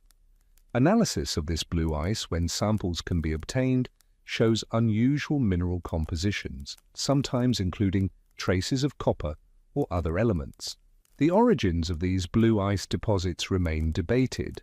Some researchers believe they result from natural geological processes, groundwater percolating through mineral-rich soil before freezing in the storage chambers. Others have suggested more interesting possibilities, that indigenous peoples might have deliberately selected ice from specific sources known to contain these minerals, that the blue coloration was valued for some practical or aesthetic reason. The blue ice appears consistently enough across different sites to suggest pattern rather than coincidence, but the pattern's meaning remains elusive. The copper content in some blue ice samples is particularly puzzling, because copper, while present in soils throughout the region, rarely appears in such concentrated form in naturally frozen water. This has led to speculation that the copper might have been deliberately introduced, perhaps because of beliefs about copper's purifying properties, or perhaps because of observable effects on water quality that people recognized even without understanding the chemistry involved. Copper does indeed have antimicrobial properties, a fact that modern science has confirmed, but which might have been discovered empirically by people who noticed that water stored in contact with copper remained drinkable longer than water stored in other materials. Whether this knowledge existed in ancient Siberian cultures is impossible to prove, but the presence of copper traces in ceremonially significant water storage sites suggests at minimum that copper held some special status in relation to water. There are also questions about the geometric carvings found in and around some of these water pits, patterns cut into stone or wood that range from simple repeated lines to complex interlocking designs. Some of these carvings resemble motifs found in other indigenous art from the region, spirals that might represent water's movement, parallel lines that could indicate ice layers or flowing currents. But interpretation of such symbols is always speculative, a projection of what modern observers think might have been meant rather than certain knowledge of actual intentions. The carvings might have been purely decorative, might have served as markers or records, might have held spiritual significance, or might have meant something entirely different that we lack the cultural context to understand. What is certain is that these markings were made deliberately, that someone spent time and effort creating them in places associated with water access, that they were important enough to be repeated across different sites and different time periods. Beyond that, we enter the realm of educated guessing, of theories that cannot be proven or disproven with the evidence available. The tools used to create these carvings themselves present mysteries, as the precision and regularity of some patterns suggest implements more refined than simple stone scrapers. Some carvings show evidence of being created with metal tools, which raises questions about trade networks and the availability of metal goods in regions and time periods where metallurgy was not locally practiced. The presence of metal tools in these remote sites indicates that trade routes connected even the most isolated communities to broader economic networks, that valuable goods traveled remarkable distances through exchanges that might have involved dozens of intermediaries. A metal blade made in the Ural region or even further west could have traveled thousands of miles eastward, changing hands repeatedly, accumulating stories and significance with each exchange before finally being used to carve patterns into stone beside a water pit in the far north. Written accounts from early Russian explorers and settlers occasionally mention indigenous water practices, though these accounts must be read carefully, filtered through the cultural biases and limited understanding of the observers. One account from the 18th century describes a Yakut elder who could apparently locate underground water sources even in the depths of winter, using what the Russian observer called divination, but what was more likely a sophisticated reading of environmental cues. Another account describes a ritual performed before the first freeze of winter, in which water was drawn from the river and stored in special vessels, then used throughout the winter for specific purposes: drinking when ill, washing sacred objects, or mixing with food during important ceremonies. The water from before the freeze was considered more pure, more alive than water obtained after the river had frozen solid. These practices suggest a relationship with water that went beyond mere utility, that saw water as having qualities that changed with the seasons, that treated water access as something requiring care and proper approach rather than simple extraction. Whether such beliefs had any basis in observable differences in water quality, or whether they served purely cultural and psychological functions, is impossible to determine from historical distance. It is worth noting, however, that modern hydrological research has confirmed that water chemistry does indeed change through the winter season, that the first water to freeze often contains different mineral concentrations than water that remains liquid longer. That ice formation can concentrate or exclude various dissolved substances depending on the rate and temperature of freezing. Indigenous peoples who believed that pre-freeze water possessed different qualities were not necessarily wrong in any empirical sense, even if their explanations for those differences were framed in spiritual rather than chemical terms. The concept of listening to water appears repeatedly in the fragmentary records of indigenous winter practices, described in terms that suggest something between literal hearing and metaphorical understanding. Hunters and water-finders would speak of water calling to them, of being able to follow the sound of underground streams, of knowing where to dig by listening to what the earth told them. Modern attempts to rationalize these descriptions often focus on the possibility that people with extensive experience might indeed hear subtle sounds that indicated water movement, vibrations carried through ice or frozen ground, acoustic anomalies that suggested cavities or channels below the surface. But the descriptions themselves often include elements that go beyond straightforward acoustic phenomena, suggesting that listening might have been as much about mental state and intuitive knowledge as about physical hearing.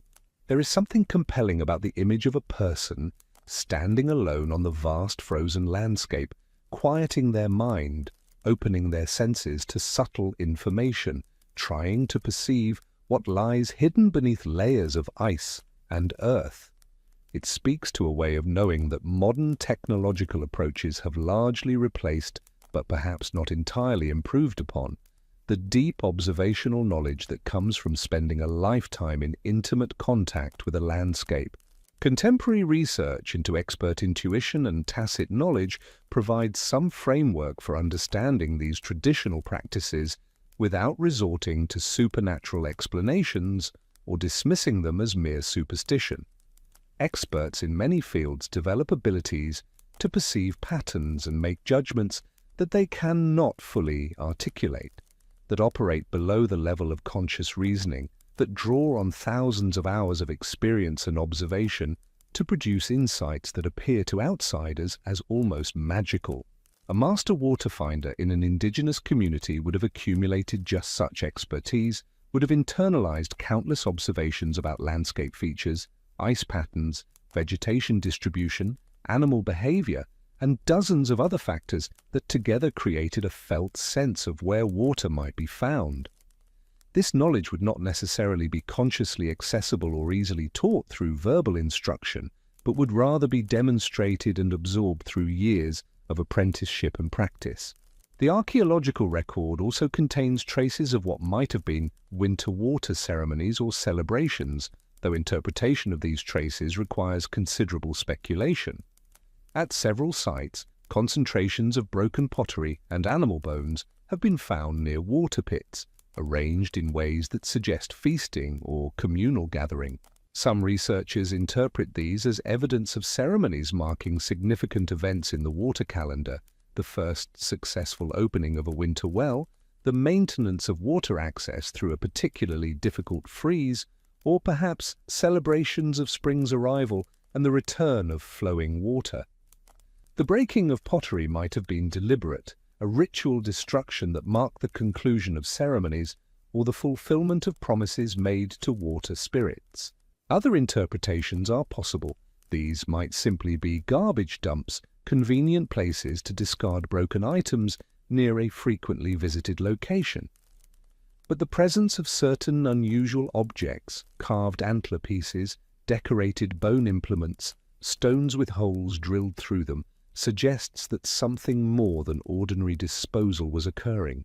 The stones with holes, in particular, appear frequently enough in association with water sites to seem significant. Their purpose is unknown. They might have been weights for fishing lines, might have served as parts of water filtering systems, might have had symbolic meaning related to water's ability to flow through openings and channels. In some indigenous belief systems documented in later periods, such stones were considered to have special properties, to be capable of purifying water or protecting against waterborne illnesses. Whether these beliefs existed in earlier periods or developed later in response to contact with new diseases is impossible to determine. The act of drilling a hole through stone with primitive tools represents considerable labor and skill, suggesting that these objects held significant value to their makers. Stone is not easily worked, and creating a smooth, centered hole through hard rock requires patience, specialized knowledge of stone properties, and tools that can withstand hours of abrasive work. That people invested this effort in creating objects that they then deposited at water sites where they might be lost or left behind suggests that these offerings were important enough to justify the expenditure of time and resources. This in turn implies social or spiritual frameworks that made such gifts meaningful, that created context in which giving valuable objects to water spirits or water places was considered necessary or beneficial. The question of how widespread cultural exchange occurred in these regions adds another layer of complexity to understanding winter water practices. The vast distances and harsh conditions of Siberia and similar regions might suggest isolated populations developing solutions independently, yet there is evidence of extensive trade networks of ideas and techniques moving across thousands of miles through exchanges between neighboring groups. A water-finding technique developed by the Evenki might travel westward through trade relationships, being adapted and modified by the Yakut, then further changed by groups in the Ural region, until the final practice bore only a distant resemblance to its origin but retained core principles that had proven effective. Tracing these chains of transmission is nearly impossible with the limited evidence available, but the similarities in techniques across vast regions suggest that such transmission occurred. The mechanisms of cultural transmission in pre-literate societies depended heavily on personal contact and demonstration, on travelers who carried knowledge along with trade goods, on marriages between groups that brought new techniques and traditions into communities.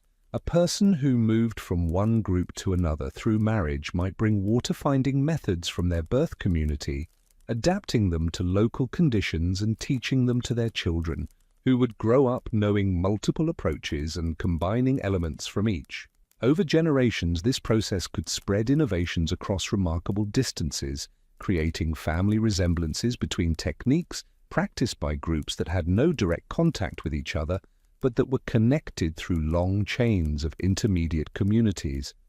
The resulting patterns of similarity and variation provide tantalizing clues about ancient networks of human connection, about how information flowed across landscapes that seem impossibly vast and forbidding to modern observers accustomed to rapid communication and easy travel. The role of shamans and spiritual practitioners in winter water access is another area where limited evidence allows much speculation. In many northern indigenous cultures, shamans served as intermediaries with the spirit world, but also as holders of practical knowledge about medicine, weather, navigation, and resource location. A shaman who could find water in winter might have been valued not just for their spiritual authority, but for their practical skills, which would have been described and understood through the cultural framework of spiritual power and communication with non-human entities. Separating the practical from the spiritual in these contexts is perhaps a false dichotomy. The two were integrated, each reinforcing the other, creating a holistic approach to survival challenges.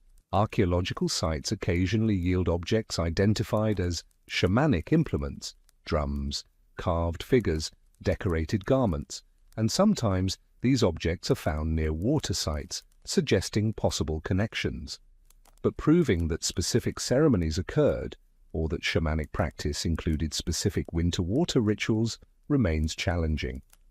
The training required to become a shaman often involved extended periods of isolation and hardship, experiences deliberately designed to alter consciousness and develop heightened awareness of subtle environmental phenomena.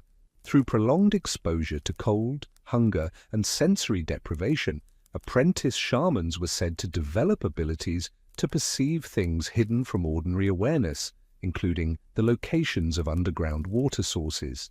From a modern psychological perspective, these training methods might be understood as producing altered states of consciousness that could enhance pattern recognition and intuitive processing of environmental information. Extreme conditions can indeed sharpen certain perceptual abilities, strip away distracting mental chatter, and produce states of focused awareness that allow detection of subtle cues normally filtered out by the conscious mind. The winter landscape itself becomes a kind of text in these investigations, one that archaeologists and anthropologists try to read for information about past practices. The placement of settlements in relation to water sources, the patterns of human movement visible in the traces of old paths and trails, the locations where people chose to make their most permanent structures, all of these speak to how water access shaped human geography in regions where winter dominated much of the year. Some settlements appear to have been positioned with remarkable foresight in locations where underground springs provided more reliable access to unfrozen water, or where the geometry of river bends created conditions that prevented complete freezing. This positioning suggests either extensive experience and knowledge of local hydrology, or perhaps fortunate accidents that then became codified as preferred settlement locations. The persistence of settlement patterns across centuries indicates that once favorable locations were identified, that knowledge was carefully preserved and transmitted.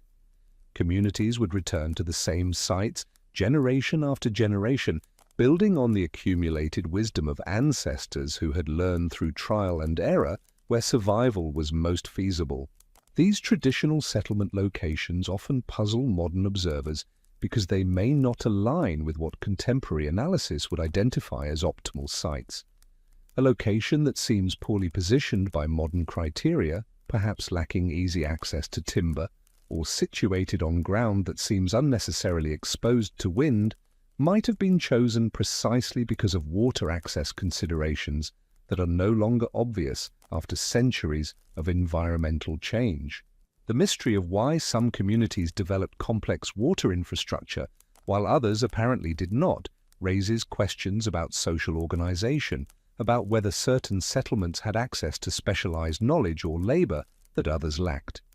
The construction of something like Seraphim's ice chimney or the ancient stone-lined pits required not just technical knowledge but also the ability to mobilize community labor, to convince people to invest effort in a project whose success was not guaranteed. This suggests leadership, whether formal or informal, and raises questions about how decisions were made regarding resource allocation, about how new techniques were adopted or rejected, about the social dynamics that either facilitated or hindered innovation. The archaeological record cannot answer these questions directly, but it hints at diversity in approaches, at human communities facing similar challenges but responding in different ways. Some communities may have possessed hereditary specialists, families who maintained water finding and water management knowledge across generations, passing skills from parent to child in carefully preserved lineages. These specialists might have held privileged positions in their societies, their essential knowledge giving them status and authority that transcended ordinary social hierarchies. Other communities might have distributed water knowledge more broadly, ensuring that multiple people possessed the skills necessary for survival, creating redundancy that protected against the loss of crucial knowledge through accident or death. Each approach had advantages and disadvantages, creating different patterns of social organization that would have shaped community life in subtle but pervasive ways. There are sites where no evidence of sophisticated winter water systems has been found, despite the settlements having persisted for generations in locations where water access would have been problematic. How did these communities survive? Did they use techniques that left no archaeological traces? Did they rely entirely on melting snow and ice despite the inefficiency? Or have we simply not yet found the evidence of their water systems? The incompleteness of the archaeological record is itself a kind of mystery, a reminder that absence of evidence is not evidence of absence. For every site that has been excavated and studied, countless others remain undiscovered, and even at studied sites, much has been lost to time, to the decay of organic materials, to the disturbances of geological processes or later human activity. Modern development and climate change also threaten archaeological sites before they can be studied, as permafrost thaws and exposes ancient structures to rapid deterioration, as construction projects disturb ground that has remained undisturbed for centuries, as coastal erosion and changing river courses destroy sites that survived intact for millennia. The race to document and understand these traces of past winter water practices becomes increasingly urgent as the sites themselves disappear. What we are left with is a puzzle with most pieces missing, a picture that can be sketched in outline but whose details remain frustratingly unclear. We know that people survived in conditions that challenge imagination, that they found water when it should have been impossible, that they developed techniques both practical and elegant for solving the fundamental problem of life in the frozen north. We know that indigenous knowledge systems contain sophisticated understanding of ice and water, of seasons and weather, of the subtle signs through which the landscape communicated information to those who had learned to observe. We know that practices combine practical skill with cultural beliefs, that the technical and spiritual aspects of water access were often inseparable. But the specifics, the exact techniques used at particular times and places, the meanings behind the symbols and arrangements we find, the full complexity of the belief systems that shaped how people interacted with winter water, these remain partially hidden, visible only in fragments that require interpretation and that support multiple competing interpretations simultaneously. Perhaps this ambiguity is appropriate, even necessary. The people who developed these practices did not create them for the benefit of future archaeologists, but for their own survival, and they encoded their knowledge in forms that made sense within their cultural context, that we cannot fully reconstruct those contexts, cannot completely understand practices that were designed for different purposes and different audiences, is a reminder of the distance that separates us from the past, even a relatively recent past. We can honor the ingenuity and resilience of those who came before without claiming to fully understand them, can appreciate the complexity of their solutions while acknowledging the limits of our interpretation. The responsibility to engage respectfully with these mysteries weighs heavily on contemporary researchers, who must navigate between the desire to understand and the risk of imposing their own cultural assumptions on evidence that resists definitive interpretation. The temptation to create tidy explanations, to resolve ambiguities in favor of narratives that make sense to modern sensibilities, must be constantly examined and resisted. Better to acknowledge uncertainty, to present multiple possible interpretations, to leave space for future discoveries that might clarify what now remains unclear. The honest admission of ignorance shows more respect for the complexity of past cultures than confident assertions built on insufficient evidence. The mysteries remain, then, as mysteries, fascinating, suggestive, provocative of questions that have no certain answers. They invite us to imagine the experience of winter water access in times before modern technology, to consider the intimate relationship with landscape and season that survival required, to appreciate knowledge systems that operated by different logics than our own, but that were no less sophisticated in their ways. And in the quiet contemplation of these mysteries, in the space between what we know and what we wonder, we find perhaps a deeper appreciation for the simple act of turning a tap and watching clean water flow. The ease of modern life rests on layers of historical struggle, on countless human lives spent solving problems we no longer even recognize as problems. The blue ice in its ancient pit, the geometric carvings on forgotten stones, the traces of rituals whose meanings have slipped away. These are not just archaeological curiosities, but reminders of human persistence, of the lengths to which people will go to secure something as basic and essential as water. They speak across centuries, these silent traces, if we take the time to listen, if we quiet our assumptions enough to hear what they might tell us. In the end, perhaps the greatest value of these mysteries lies not in solving them, but in maintaining them as windows into ways of being human that differ from our contemporary experience. They challenge our assumptions about progress and improvement, about whether newer always means better, about what might have been lost as well as gained in the transitions that brought us to our present moment. The person standing on the ice, listening for water, their mind quieted and their senses sharpened by years of practice and observation, possessed capabilities that most modern people have never developed and perhaps cannot easily imagine. That person's relationship with water, with landscape, with the rhythms of season and weather was richer in certain respects than what most of us experience, even if it was also harder and more demanding. We cannot return to that way of life, cannot, and perhaps should not, attempt to fully recreate the conditions and context that produced such intimate knowledge of the natural world. But we can learn from it, can allow it to inform how we think about our own relationships with water and land, can let it question our assumptions about human capability and adaptation.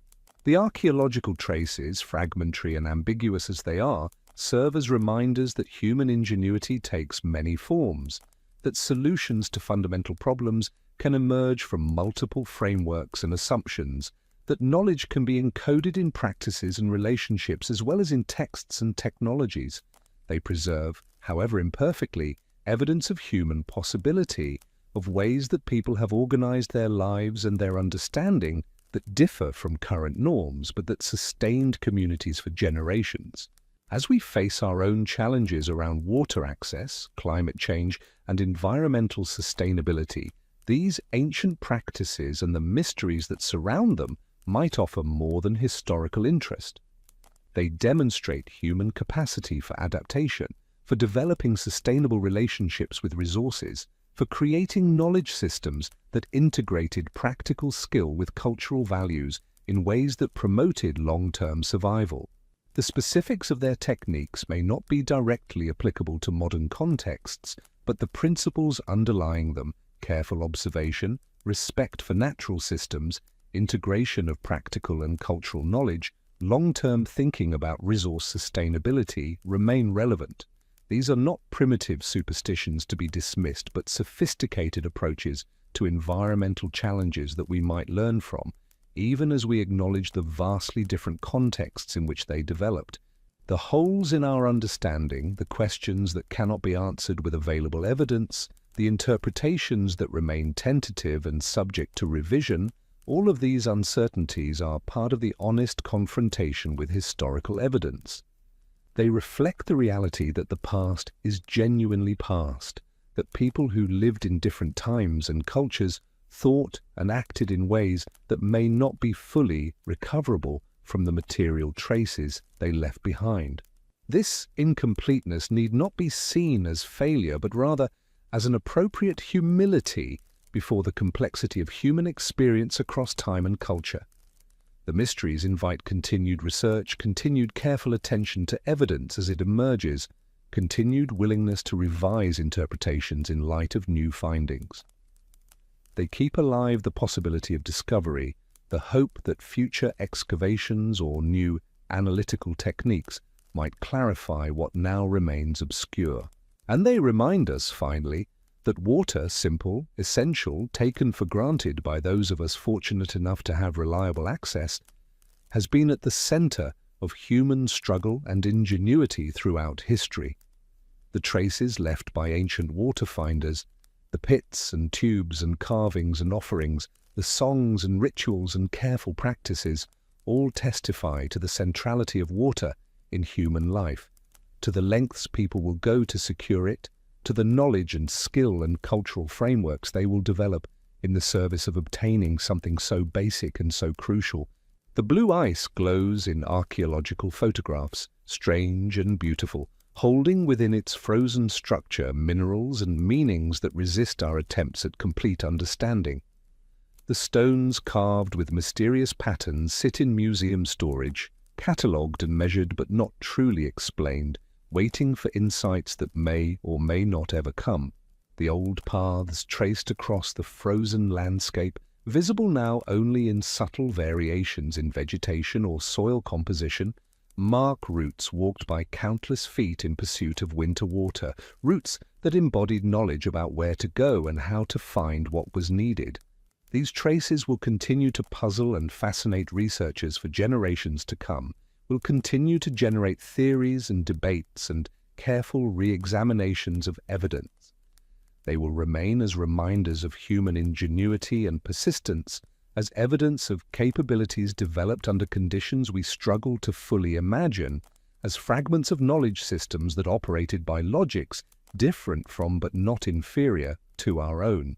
In contemplating these mysteries, in allowing ourselves to sit with uncertainty and ambiguity, in acknowledging what we do not and perhaps cannot know, we practice a kind of intellectual humility that serves us well in all historical and cultural inquiry.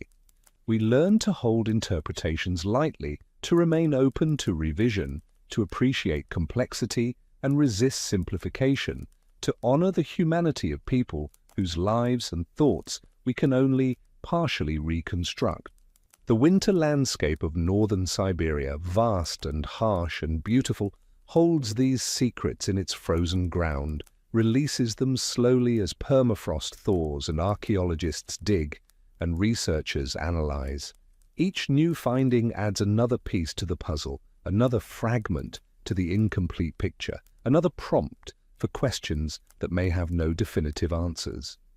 The work continues, patient and painstaking, driven by curiosity about how people lived and survived in conditions that test the limits of human adaptability. And somewhere in all of this, in the careful examination of stones and bones and frozen earth, in the piecing together of fragments into tentative narratives, in the honest acknowledgement of what remains unknown, we find not just information about the past, but also reflection on the present, not just historical curiosity, but also contemporary relevance, not just academic questions, but also fundamental inquiries into what it means to be human, to survive, to adapt, to create knowledge and culture in response to environmental challenges. The mysteries of winter water access, unsolved and perhaps unsolvable in any complete sense, remain as invitations to continued inquiry, to careful attention, to respectful engagement with evidence and with the people who left that evidence behind. They stand as testament to human ingenuity across time and culture, to the remarkable capacity of people to find solutions to fundamental problems, to create sustainable relationships with environments that appear hostile to human life. In the quiet spaces where we admit uncertainty, where we acknowledge the limits of our understanding, where we honor the complexity of past cultures without claiming to fully comprehend them, we find perhaps the most valuable lessons these ancient traces have to offer. They teach us humility, patience, respect for knowledge in all its forms, and appreciation for the long, difficult, creative struggle through which our ancestors secured the water that made their survival, and therefore our existence, possible. As we drift toward the conclusion of our journey through frozen landscapes and the struggle for water, let us shift our attention to a different world that existed alongside the settlers' daily battle with ice and cold, a world of warmth and relative comfort, where water, even in the depths of winter, flowed with an ease that common folk could scarcely imagine. This is the world of governors and merchants, of military officers, and orthodox clergy, of those whose positions granted them privileges that transformed the fundamental experience of winter survival. In the larger towns and administrative centers of Siberia and the Russian north, buildings stood that defied the logic of frontier architecture, structures built with resources imported from distant places, designed by architects who knew techniques unknown to the common settler. These were the residences of colonial administrators, the headquarters of trading companies, the monasteries and churches that represented spiritual and temporal power. Within these buildings, water in winter was not the desperate daily struggle we have witnessed, but rather a managed inconvenience, handled by servants and facilitated by infrastructure that required wealth and status to construct. The difference was not merely one of degree, but of fundamental experience, a gulf that separated those who fetched their own water from those who had it fetched for them. Consider the residence of a regional governor, a substantial building constructed of properly milled timber rather than rough logs, with multiple rooms and corridors, with windows that actually fit their frames and doors that closed tightly against drafts. The scale alone announced privilege. Where a settler family occupied a single room, a governor might have a dozen chambers, each serving a specific purpose, each heated by its own stove or by a central heating system that represented considerable engineering.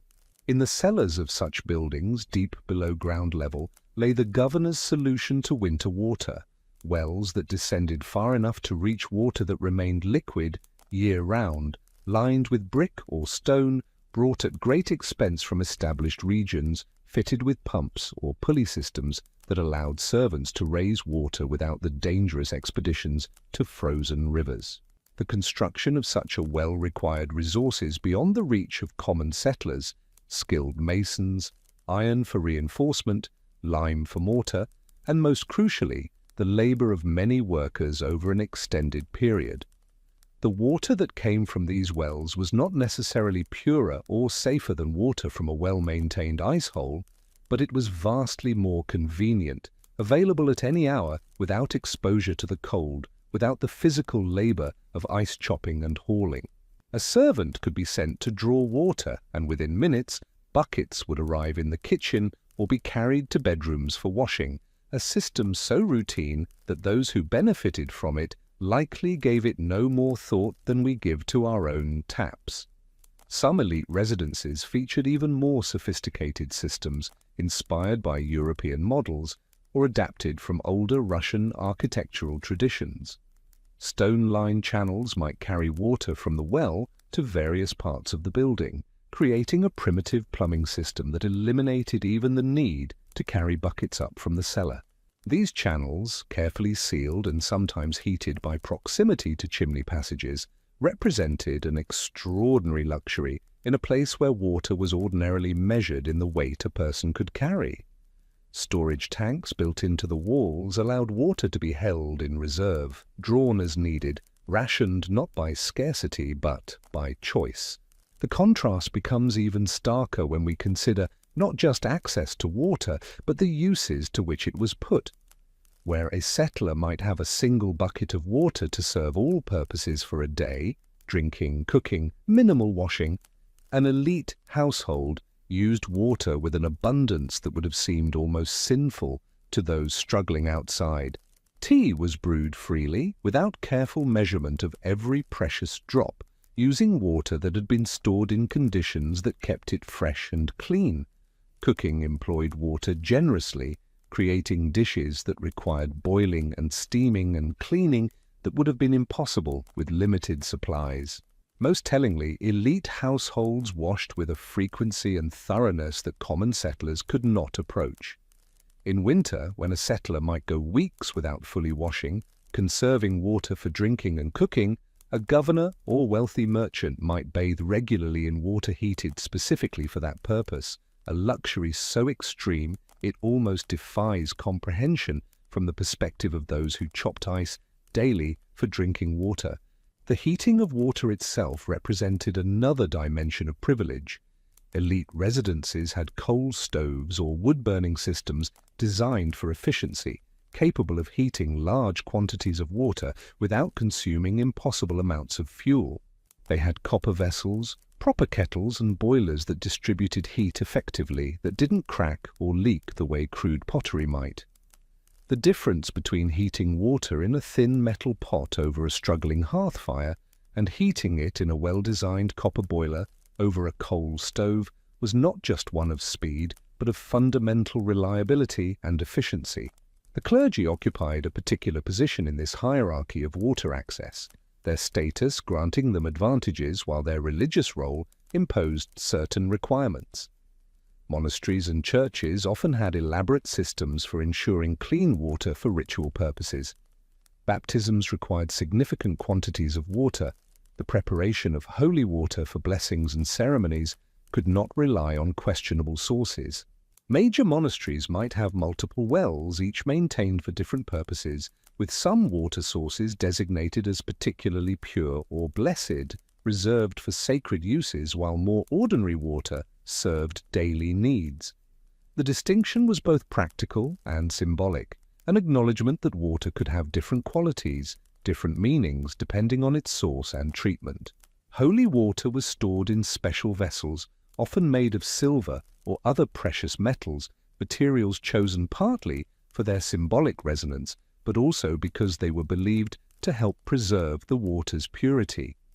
These vessels themselves represented wealth beyond the reach of common people. A silver container for water storage would have cost more than most settlers earned in years.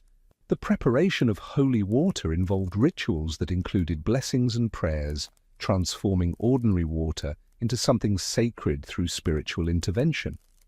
But the practical starting point was still water that had been accessed through infrastructure, wells and storage systems that represented significant material investment.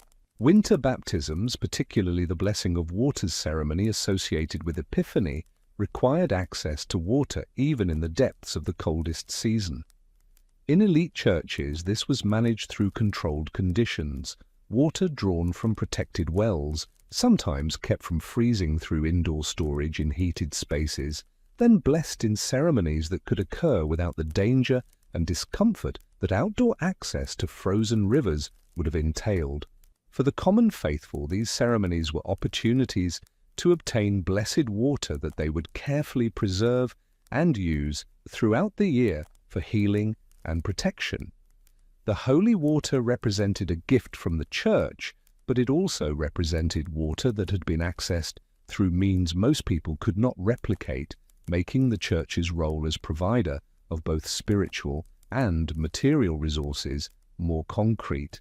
Merchants occupied yet another tier of privilege, their access to water determined by wealth rather than official position or religious authority. Successful traders might have residences nearly as comfortable as those of administrators, with wells and storage systems that eliminated the daily struggle for water.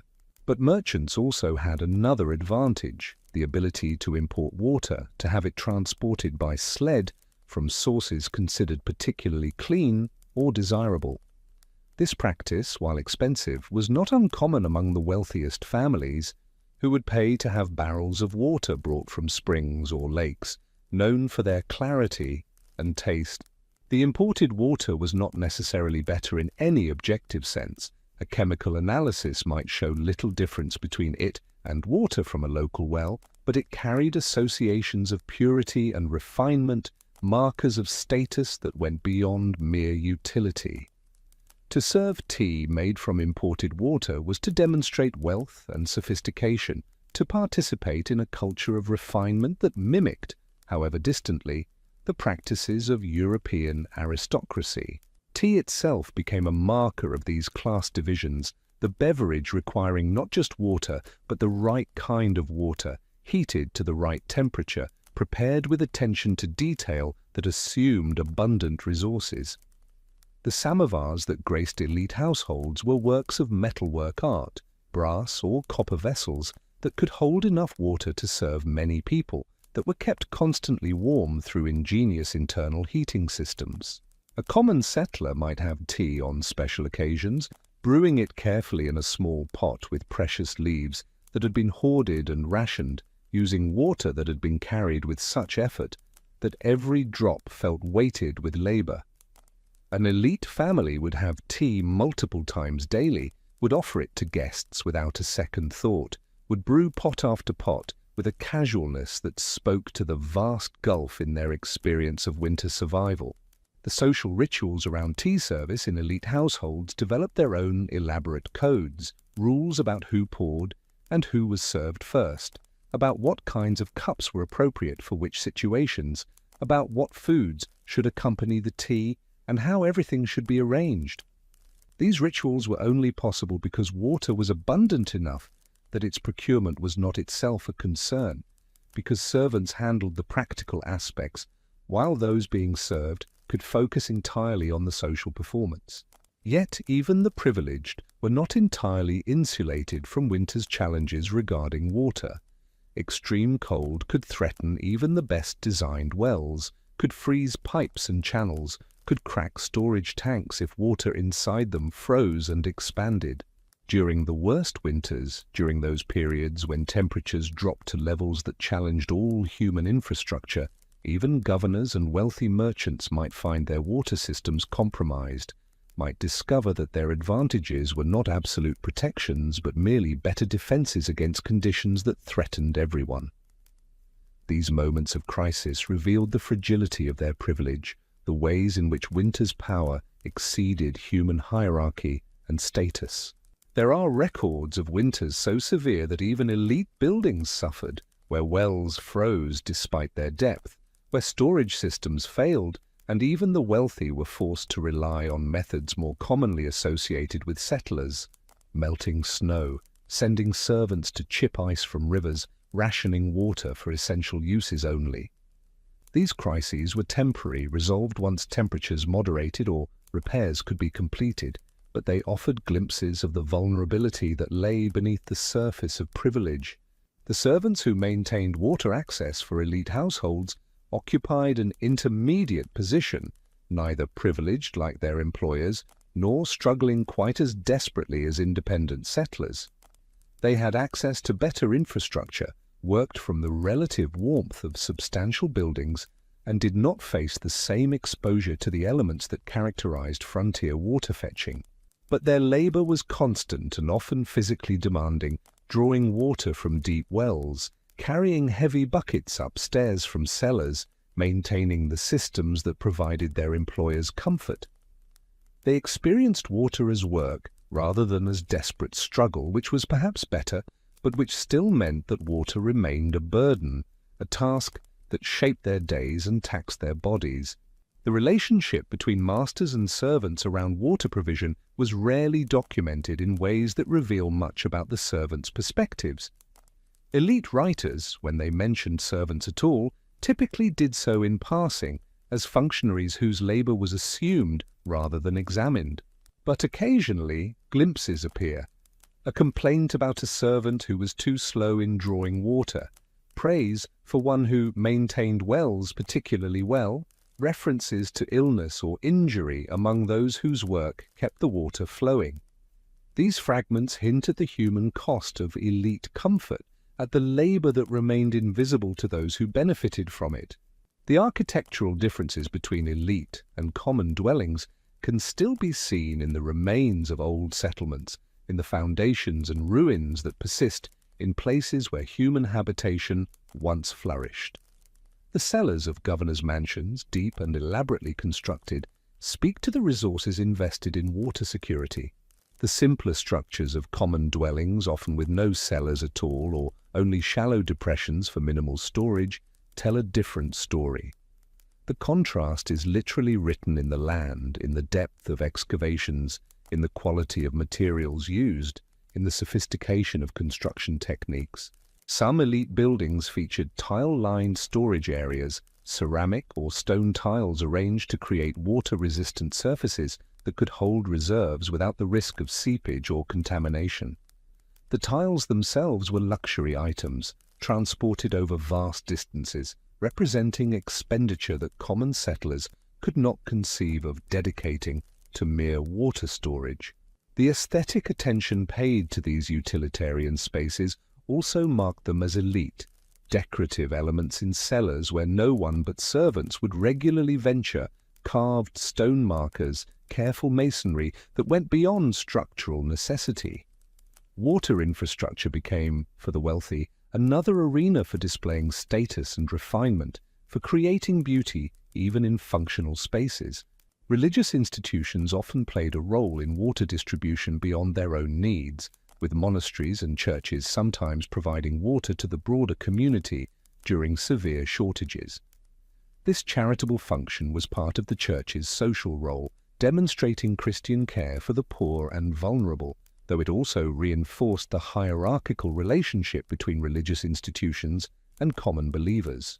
The water provided by churches came from those protected wells and storage systems distributed from a position of relative abundance to those in desperate need. This dynamic, the church as provider, the common people as recipients, paralleled the spiritual relationship in which the church provided access to divine grace, while believers received it as a gift beyond their own capacity to produce. Some churches developed specific rituals around water distribution during winter crises, blessing the water before distributing it, making the practical assistance also a spiritual act.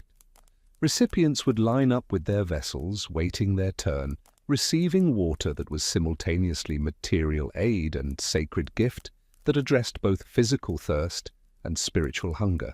The effectiveness of these charitable efforts varied widely depending on the resources of individual institutions and the severity of conditions. A wealthy monastery might help many families through a difficult winter, while a poor, rural church might have barely enough to maintain its own needs and could offer little to the surrounding community. The class divisions around water access became most visible, most stark, during the social gatherings that elite society maintained even through winter's worst periods. Dinner parties in governors' residences or wealthy merchant homes proceeded with a normalcy that required abundant water for cooking elaborate meals, for washing dishes and linens, for the personal cleanliness that social appearance demanded. Guests at such gatherings moved through rooms that were warm and well lit, ate food prepared with water that had been used generously, drank wines and spirits that had been diluted with clean water to appropriate strengths, and likely gave no thought whatsoever to the infrastructure and labor that made such an evening possible. The water was there, as it was always there, an assumed background element to social life. Meanwhile, beyond the walls of these comfortable residences, in the crude dwellings of the settlement, families rationed their water carefully, choosing between drinking and cooking, between washing and maintaining the fire. The two worlds existed simultaneously, sometimes within sight of each other, yet separated by an experiential gulf as wide as the frozen rivers themselves. The psychological impact of this divide should not be underestimated. For common settlers, the knowledge that some people lived with water abundance while they struggled daily must have been a source of resentment, of anger that could not always be safely expressed, but that simmered beneath the surface of social relations. The elite's conspicuous consumption of water, using it for gardens even in winter through elaborate greenhouse systems, maintaining decorative water features, even heated indoor pools in the most extravagant residences, demonstrated a mastery over winter's constraints that common people could only witness, never share. This display of power through water use was perhaps not consciously intended as such, but it functioned that way nonetheless, marking and reinforcing social hierarchies through the most basic element of survival. Yet there were also moments when the divide softened slightly, when the extremity of conditions or the requirements of survival created temporary alliances across class lines. A governor who needed settlement labor for some project might ensure improved water access for workers, not out of charity, but out of pragmatic recognition that productive labor required healthy laborers. A merchant who depended on frontier trappers for furs might invest in community water infrastructure, knowing that his business interests were tied to the survival and stability of the broader population. These gestures were limited and often self-interested, but they created small spaces where elite resources might benefit the common good. The Orthodox Church's theological emphasis on charity and care for the poor created some pressure for elite believers to demonstrate generosity, including in matters of water access. The extent to which this pressure actually translated into material assistance varied enormously, depending on individual piety, social expectations in particular communities, and the Church's local influence. But the ideal at least existed, an acknowledgement that those blessed with abundance had obligations to those in need, that Christian virtue required sharing resources, that water was a gift from God that should not be hoarded by the fortunate while others suffered. The gap between ideal and practice could be wide, but the ideal itself mattered, creating at least rhetorical pressure for elite generosity. As winter progressed toward spring, as the sun began to linger longer above the horizon and temperatures began their slow climb toward the thaw, the differences in how various social classes experienced the transition became apparent. For common settlers, spring's arrival meant relief from the daily ice chopping, but it also brought new challenges: flooding, mud, the disruption of all the routines that winter had imposed. For the elite, spring meant a gradual return to even greater comfort, as systems that had been stressed by winter cold could be repaired and improved, as supplies that had been stockpiled began to be consumed more freely, as social seasons resumed their normal patterns. The thaw affected everyone, but it affected them differently, just as the freeze had. The melting of river ice was celebrated differently depending on one's position in the social hierarchy. For settlers, it meant accessible water again, the end of the hardest labor, though also the loss of the frozen highways that ice had provided. For the elite, it meant the resumption of river traffic, the arrival of supply boats from more southern regions, the connection to the broader world that winter had temporarily severed. Both groups welcomed spring, but they welcomed it for different reasons, from different positions of security and comfort. Throughout all of this, water remained the constant, the fundamental need that shaped every life regardless of status. The elite might have easier access, might have abundant supplies and sophisticated infrastructure, might have servants to handle the practical aspects, but they still needed water in the same basic ways that common settlers did, for drinking, cooking, washing, for all the functions that human bodies and human communities require. The difference was not in the need, but in the ease of fulfillment, in the presence or absence of struggle, in whether water was something fought for daily or something taken for granted.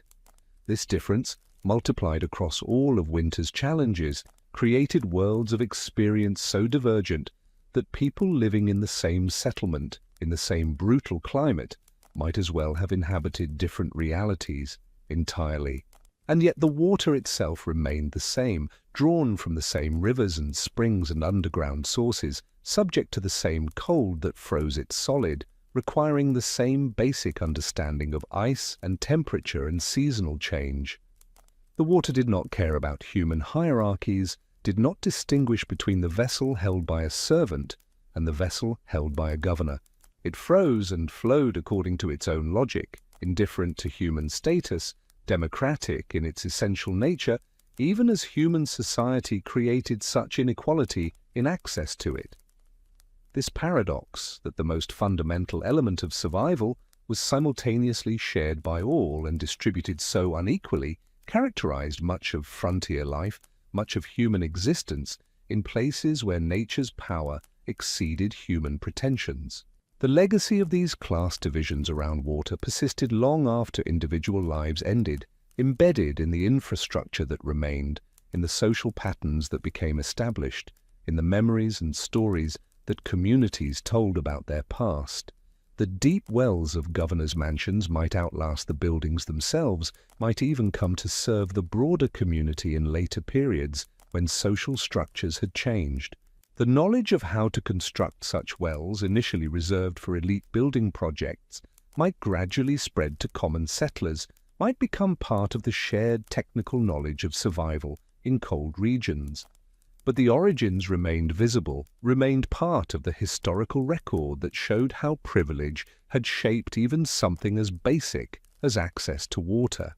In the end, looking back across centuries at the winter struggles for water, the contrast between elite and common experiences serves as a reminder that hardship is never distributed equally, that survival challenges affect people differently depending on their resources and status, that what seems like a shared experience of harsh conditions is actually fractured into many different experiences depending on where one stands in social hierarchies.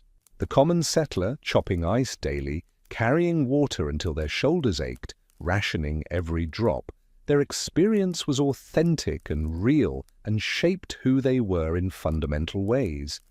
The elite resident, comfortable in their heated rooms, water abundant and accessible through the labor of others, their experience was equally real, equally formative, though in very different directions.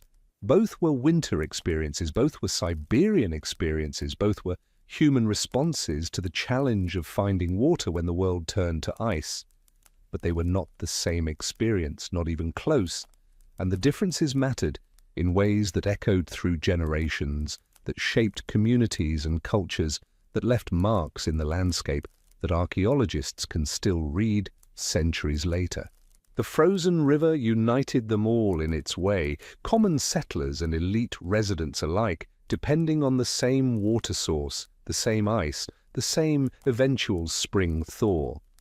But the path from that frozen river to a person's lips, whether that path involved hours of labor or a servant's brief trip to a well, whether it meant daily danger on slippery ice or comfortable safety in heated cellars, that path made all the difference in what winter meant, in what survival required, in what kind of life could be lived in the frozen north.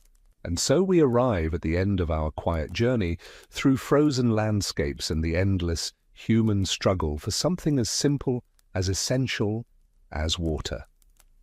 We have walked alongside frontier settlers through their daily battles with ice and cold, have followed the life of Serafim Andreevich as he learned to listen to what the earth whispered beneath its frozen shell, have drifted through mysteries that archaeologists puzzle over in silent ruins, and have witnessed the stark divisions between those who struggled and those who were spared that struggle. What remains now is to step back, to consider what all of this means from the distance of our own time, from the warmth and comfort of our present moment, where water arrives at the touch of a finger, where we have forgotten, if we ever knew, what it meant to fight for every drop. The past we have explored is not so distant in years, barely 2 centuries separating us from those settlers chopping ice on frozen rivers, yet it feels impossibly remote in experience, like a story from another world entirely. Think for a moment about your own relationship with water, about how many times today you have used it without a single conscious thought. The morning shower, water cascading over your body in quantities that would have sustained a frontier family for days. The casual glass of water poured and perhaps not even finished, the remainder tipped down the drain without ceremony or regret. The washing of dishes, of clothes, of hands again and again throughout the day. Water used so freely that it becomes almost invisible, a background element to life rather than its central challenge.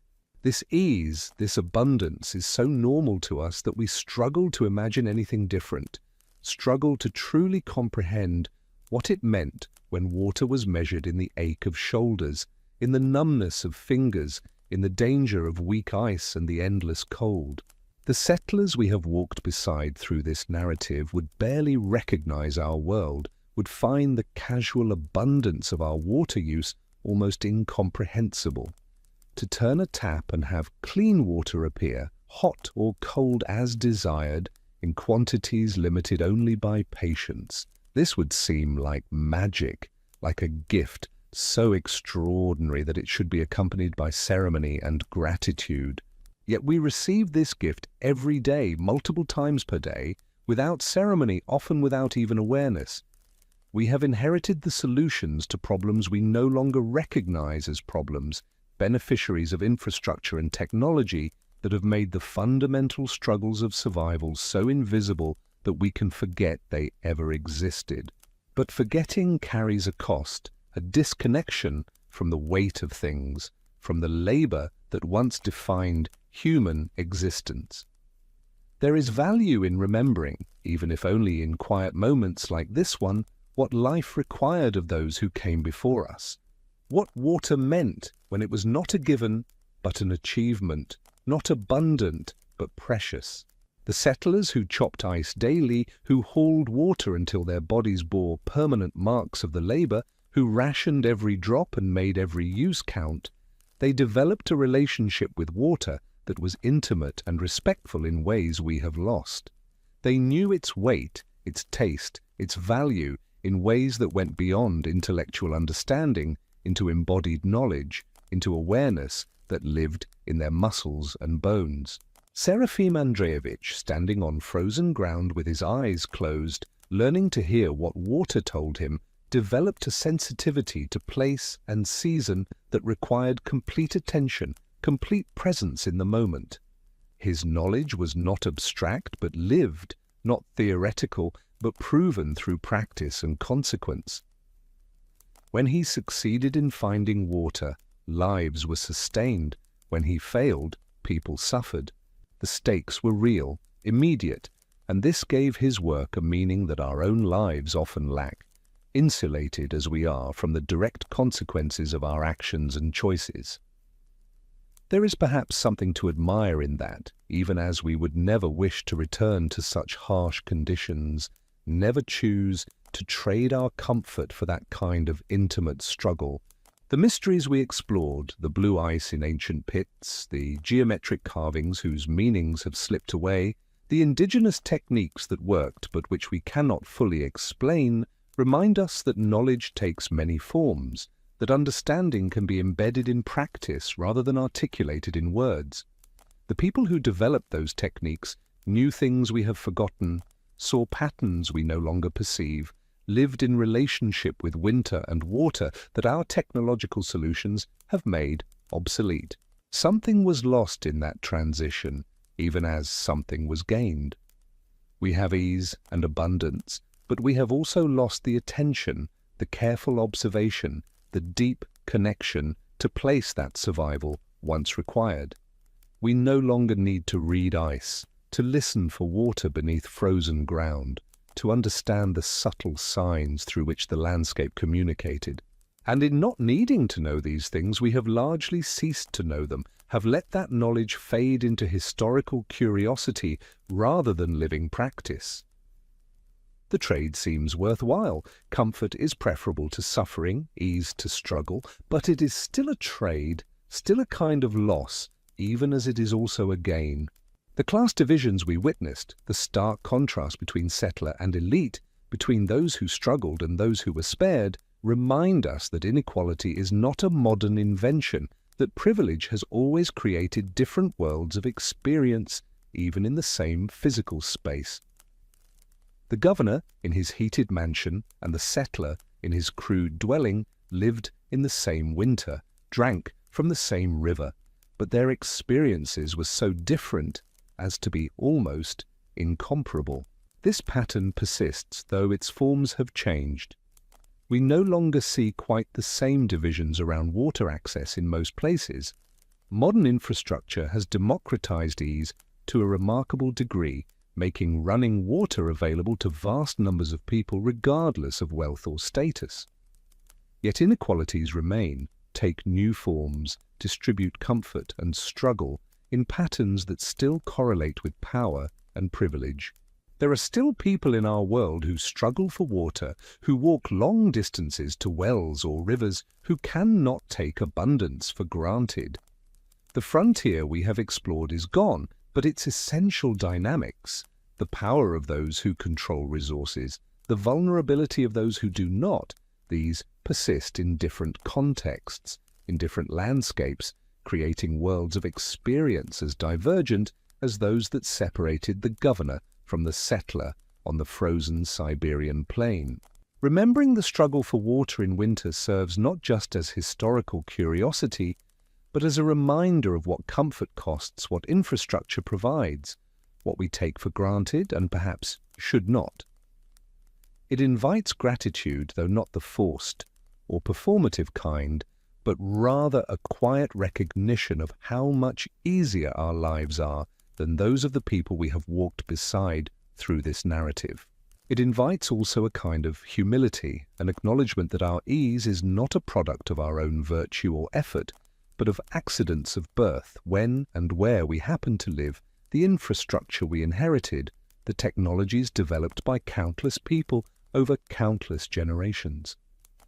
We did not earn the comfort we enjoy, we simply received it, and that receiving should perhaps come with some sense of responsibility, some awareness of those who do not share our advantages. The water still flows, of course, in those rivers we have visited through story and imagination. Spring still comes, ice still breaks and melts, rivers still resume their ancient patterns of movement. The landscape persists, indifferent to the human dramas that have played out across it, indifferent to the struggles and triumphs, the innovations and failures, the lives lived and lost in the pursuit of something as simple as water. Those abandoned settlements, their ruins slowly returning to forest and earth, bear witness to human presence but also to human transience. The deep wells remain, the stone-lined pits, the traces of ice chimneys and water channels, artifacts of ingenuity and desperation, of the lengths to which people will go to secure the fundamentals of survival. Archaeologists will continue to study these remains, will develop new theories about ancient water practices, will debate the meanings of symbols and the purposes of structures, but certainty will likely remain elusive, the past keeping its secrets even as it offers fragments, hints, invitations to imagine and interpret. And perhaps that is as it should be. The people who built those structures, who developed those techniques, who lived those struggles, they were not trying to leave a clear record for future scholars, but simply trying to survive, to care for their families, to make it through another winter. Their legacy is not in neat explanations, but in the simple fact of survival, in the continuation of life through conditions that challenged every resource, every capability, every ounce of determination. We are here now in our comfort and ease because they persisted, because they found ways to access water even when it seemed impossible, because they developed knowledge and shared it, because they built infrastructure that lasted beyond their own lives. We are the beneficiaries of countless struggles we will never fully understand, inheritors of solutions to problems we no longer face. As you lie here now in whatever comfort you have arranged for yourself, perhaps you can feel a small echo of gratitude for the water that flows so easily to you, for the infrastructure that makes struggle unnecessary, for the privilege of living in a time and place where winter's challenges have been largely solved. You need not feel guilty for this comfort.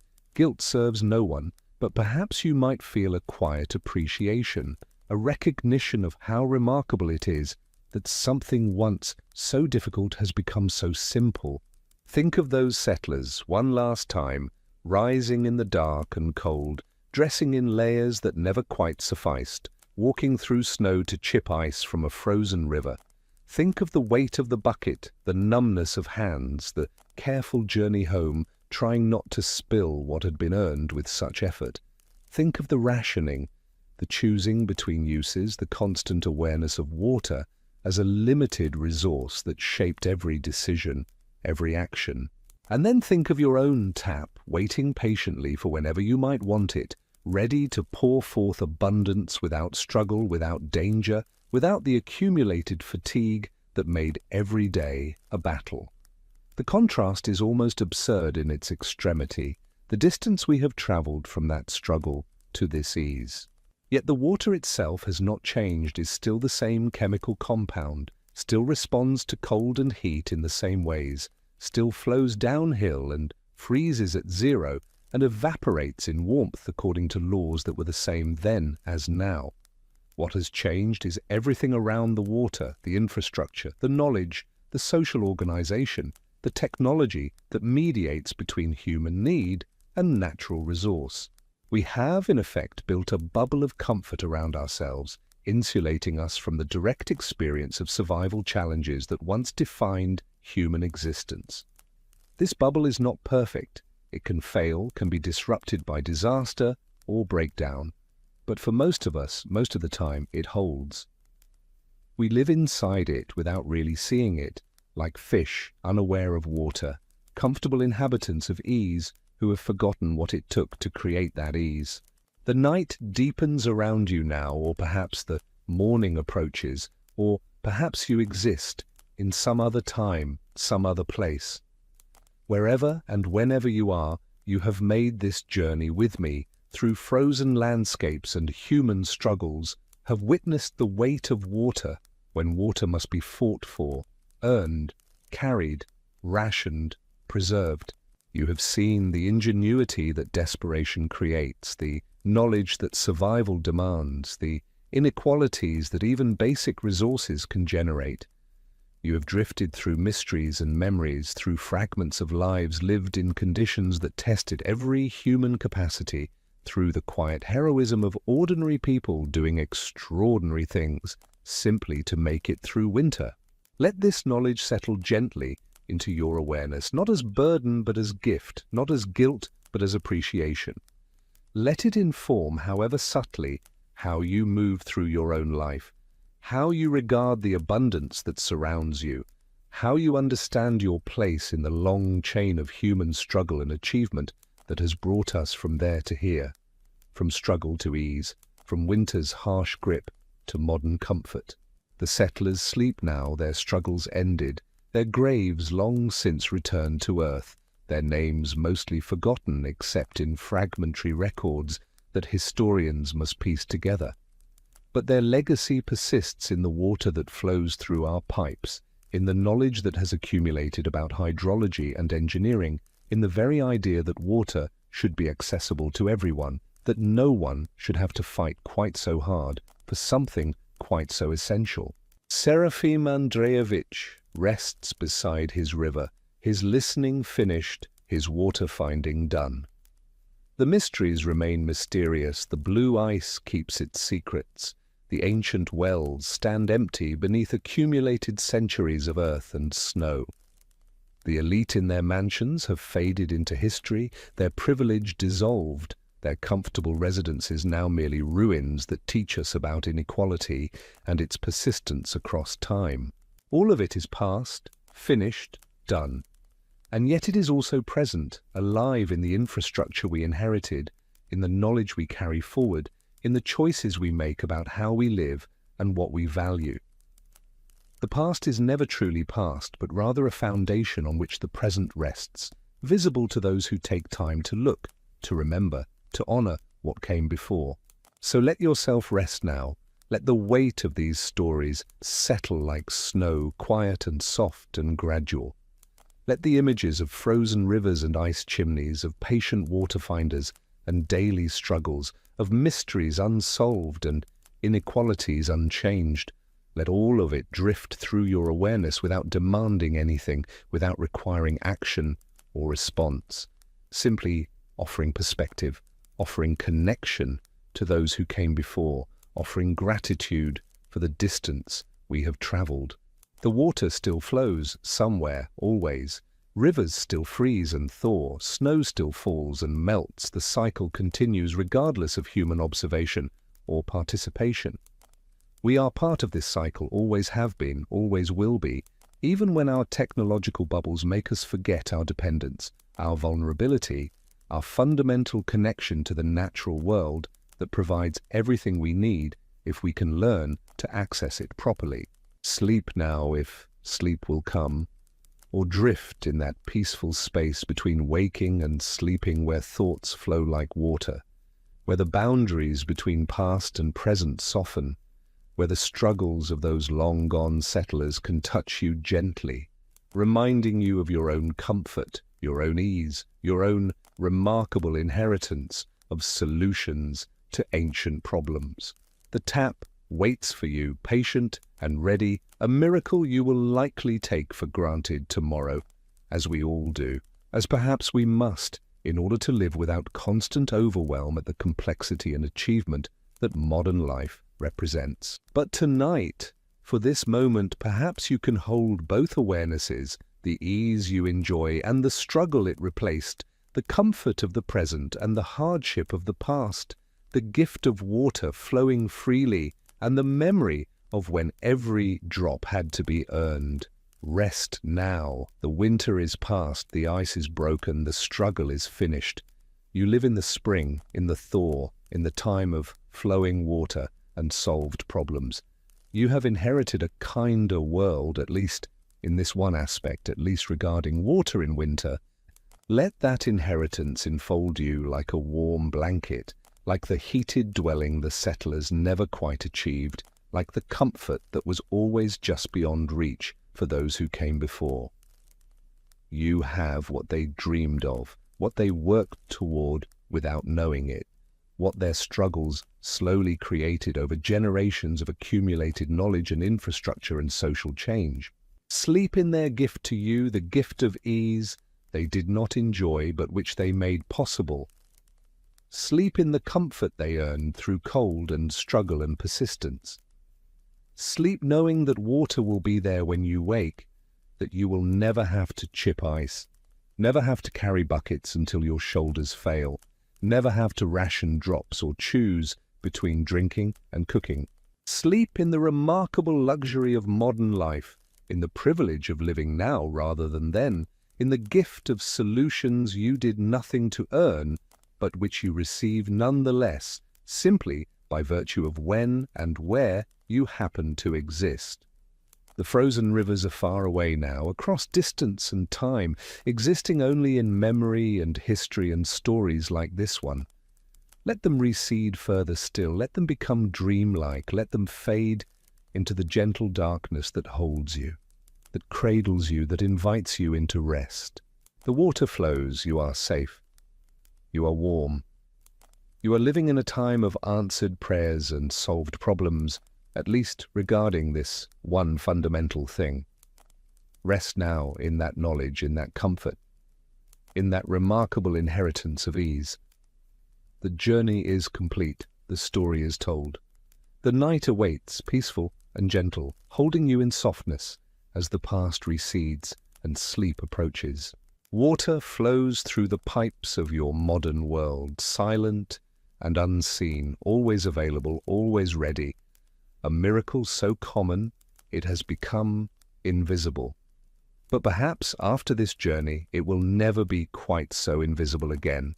Perhaps tomorrow, when you turn that tap, you will remember, just for a moment, what it once required. And perhaps that moment of remembering will feel like a gift, a connection, a recognition of how far we have come. Sleep now, the water will still be there when you wake, as it always is, as those settlers dreamed it might someday be, as it finally, remarkably, wonderfully is. Rest.